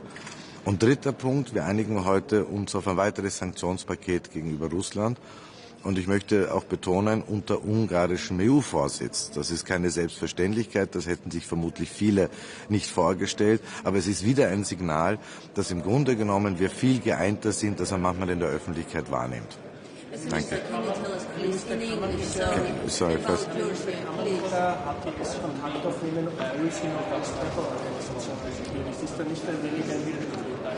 Sie ist als Terrororganisation festgelegt, sowohl von den Vereinten Nationen als auch von der Europäischen Union. Das ist ganz klar. Wir dürfen ja nicht naiv sein. Aber es gibt ja nicht nur die HTS, es ist momentan unglaublich viel im Fluss in Syrien. Wir müssen mal schauen, wie sieht die Situation aus, wenn der Staub sich legt. Aber ich glaube, wesentlich ist, dass wir versuchen, Dialogkanäle aufzubauen. Wenn wir irgendwann draufkommen, die andere Seite hat einfach kein Interesse und geht völlig falschen Weg, dann werden wir natürlich die Konsequenzen ziehen. Aber ich würde jetzt davor warnen, dass wir jetzt schon sagen, wenn nicht A, B, C, D, E erfüllt ist, dann gibt es keinen Dialog. Das wäre, glaube ich, in Syrien, in unserer unmittelbaren Nachbarschaft, der falsche Weg. Aktuellen Stand wieder eine österreichische Botschaft unter Damaskus geht, nämlich nicht eine genehmigt wurde und akkreditiert ist, sondern eine physisch vor Ort. Also eigentlich hatten wir schon die Vorarbeiten gemacht in den letzten Wochen. Das war genau das Ziel. Wir haben ja momentan die Situation, dass die Botschaft de facto nie geschlossen wurde, aber das Personal bis auf wenige Ausnahmen eigentlich in Beirut ist. Und das Ziel war schon in den letzten Wochen vor dieser Implosion des Regimes von Assad, dass wir die Botschaft wieder aufnehmen. Ich muss jetzt natürlich als Dienstgeber auch schauen auf die Sicherheit, wie ist die Versorgungslage auch vor Ort. Aber mein Ziel ist, so schnell wie möglich hier operationell den Betrieb in der österreichischen Botschaft in Damaskus wieder aufzunehmen. Sie haben vor nicht allzu langer Zeit eine Initiative geleitet, wo Sie gesagt haben, Assad wird bleiben, man muss sich mit ihm abfinden. Bereuen Sie diese Initiative jetzt? Überhaupt nicht. Ich glaube, das, was Sie jetzt sehen, bestärkt uns ja eigentlich, weil die 7 Staaten, die das gemeinsam vorgebracht haben auf unsere Initiative, da ging es nicht, dass wir sagen, Assad muss bleiben oder ein Blankoscheck, sondern wir haben gesagt, wir machen seit 13 Jahren dasselbe in Syrien, ohne dass sich vor Ort was ändert. Was wir gefordert haben, und dass wir sozusagen einen pragmatischen, realistischen Blick auf Syrien nehmen. Und genau das tut diese Gruppe jetzt auch. Also die Gruppe ist weiterhin geeint. Wir fordern dasselbe und sehen uns eigentlich durch die Ereignisse gestärkt. One last for the Austrian broadcasting, please. Eine Frage noch, inwiefern ist der diplomatische Kontakt eine Voraussetzung dafür, dass es Rückführungen nach Syrien geben kann? Das hat ja bei anderen Ländern gezeigt, man braucht Rückführungsabkommen. Also sie helfen natürlich, sie sind auch manchmal notwendig. Wichtig ist, dass wir jetzt die Lage beurteilen. Wir sehen ja auch in den syrischen Communities eine große Bereitschaft bei manchen hier freiwillig zurückzukehren. Das muss ja bei allen sozusagen Diskussionen, die wir haben, doch unser aller Ziel sein. Der Flüchtlingsstatus, der Asylstatus ist doch keiner, den man anstreben soll, den man sich wünschen sollte, dass er für immer aufrecht bleibt, sondern in Wirklichkeit muss das Ziel sein, solche Situationen zu schaffen in den Herkunftsländern der Flüchtlinge, dass sie dort wieder zurückkehren können, dass sie dort wieder ein Leben aufbauen können. Das heißt, also momentan gibt es die Möglichkeit noch nicht. Wir arbeiten daran so bald wie möglich. Ich kann noch nicht absehen, wann. Aber dass das Ziel ganz klar ist und wenn 17 Staaten in der Europäischen Union sagen, sie aus logischen Gründen setzen einmal und suspendieren die laufenden Asylverfahren und Familiennachzug, ist das nur logisch, weil man jetzt einmal die Situation vor Ort anschauen muss. Und wir werden hier einfach, glaube ich, sehr pragmatisch Schritt für Schritt vorgehen müssen. Mr. Minister, about Georgia, do you support sanctions, personal sanctions, and also visa restrictions on diplomatic passports? So I do think about the developments in Georgia. Well, you also met with your Georgian colleague in Malta. I met with her in Malta. We had a very open discussion. And my line is very clear. I don't want to close the doors. I don't want to burn the bridges with Georgia. Georgia is a country we want to support the European path. And we know that the majority of the Georgian people want this path. So we should be very careful on our side not to go too far and break something that we need to then mend again. So, but yes, at the same time, the violence we have seen in the past weeks against peaceful demonstrations is simply unacceptable. And I believe a signal is necessary. And we will discuss today the lifting of visa liberalization for diplomats and possibly sanctions, targeted sanctions. And I believe this is the way we could pursue. Important for me is unity on behalf of the European Union. And the second is, let's not close the door in a self-righteous manner on Georgia. The people deserve otherwise. And what steps do you consider as burning bridges?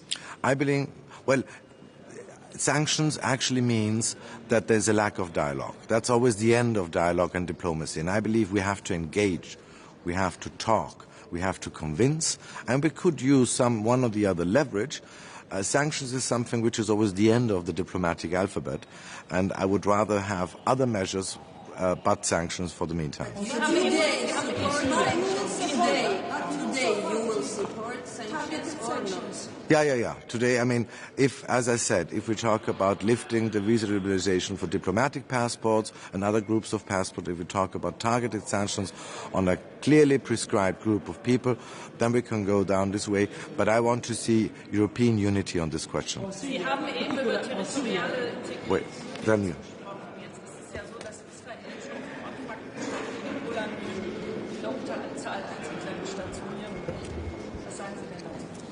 In einem Satz ist nicht hilfreich und entspricht nicht dem Völkerrecht. They are living there, they are minority, so almost 7 million Kurdish, they are living there. They may be, it's not clear the future of the Kurdish because they may be Turkey, they will be attacking them also. Are you concerned about? But what we are concerned about, I believe everybody, and if I look at what the statement is of the Arab Contact Group last weekend, together with the United States and Turkey, and I had a lengthy discussion also with my Turkey friend and colleague Hakan Fidan, the foreign minister, is we want to keep the territorial integrity. We want a peaceful turnover of the governmental powers. We want an inclusive government. These aims we share around actually the neighboring countries, partner states in the Arab world and within the European Union. So this is the thing where we have to push. But I believe the important thing is now to establish a line of dialogue, to be able to talk to those who will be the leaders or are already the leaders in Damascus. This is, I believe, the important thing. And I remember in my career have often and again visited Syria, one of the most beautiful countries in the world, and it was heartbreaking to see what happened there over the last 2 decades, you have to say. There's now a window of opportunity, a chance, maybe a slim chance. Let's not be naive. Let's not praise the day before the evening, but let's do everything together to try to foster a greater and better and brighter future for the Syrian people. They deserve it. Thank you very much. Thank you. Yeah?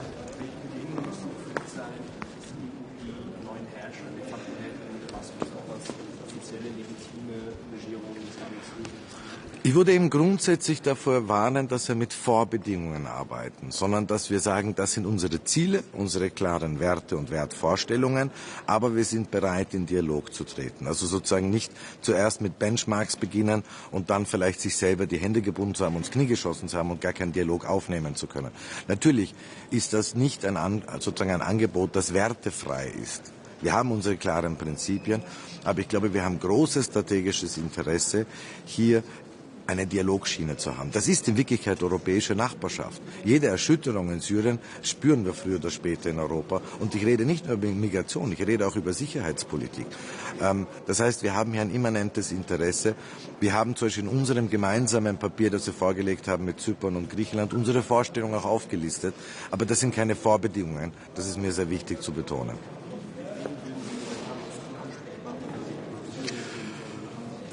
Momentan haben wir eigentlich 16 Gruppierungen, mehr oder weniger, plus minus, die hier sozusagen rittern, auch in verschiedenen Regionen das Sagen haben. Es ist sehr vieles im Fluss, wir müssen abwarten, bis der Staub sich legt.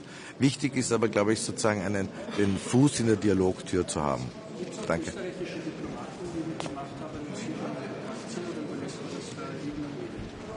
Nein, wir haben natürlich Kontakte auf technischer Ebene gehabt, weil wir auch eine offene Botschaft hatten vor Ort, selbstverständlich, aber nicht hochrangige Kontakte, das in letzter Zeit nicht.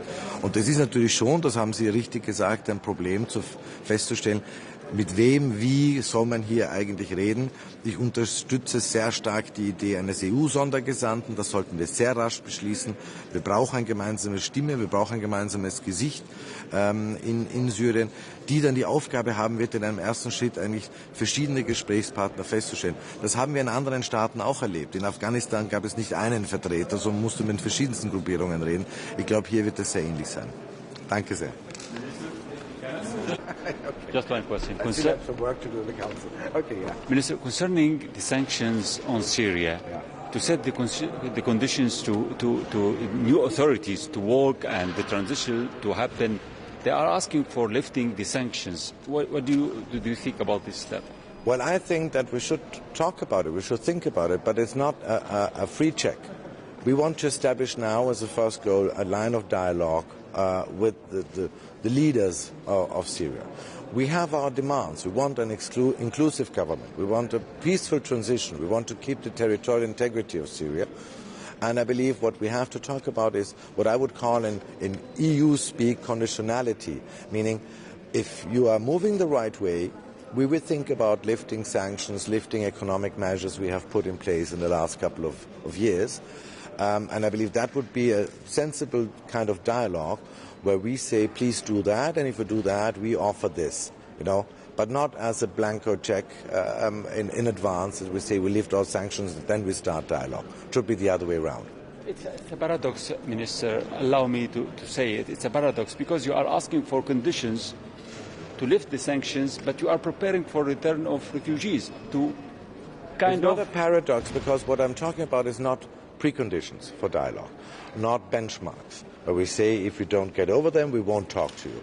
I want that we establish clear lines of dialogue and try to understand what are the people on the other side of the table, who is actually running the show. We have many competing organizations and regional groups, and we have to find out what is the picture we will see. That is the first task, and then discuss with the new leadership of Syria what is the way ahead. We want a better and brighter future for the Syrian people. We want the protection of minorities. We want territorial integrity, peaceful turnover, all of these things. And I believe the Syrian people want that all as well. And if we get there, then we should think about, offering the lifting of sanctions, lifting of economic measures. That is the kind of step-by-step approach I'm pleading for. Thank you. Thank you.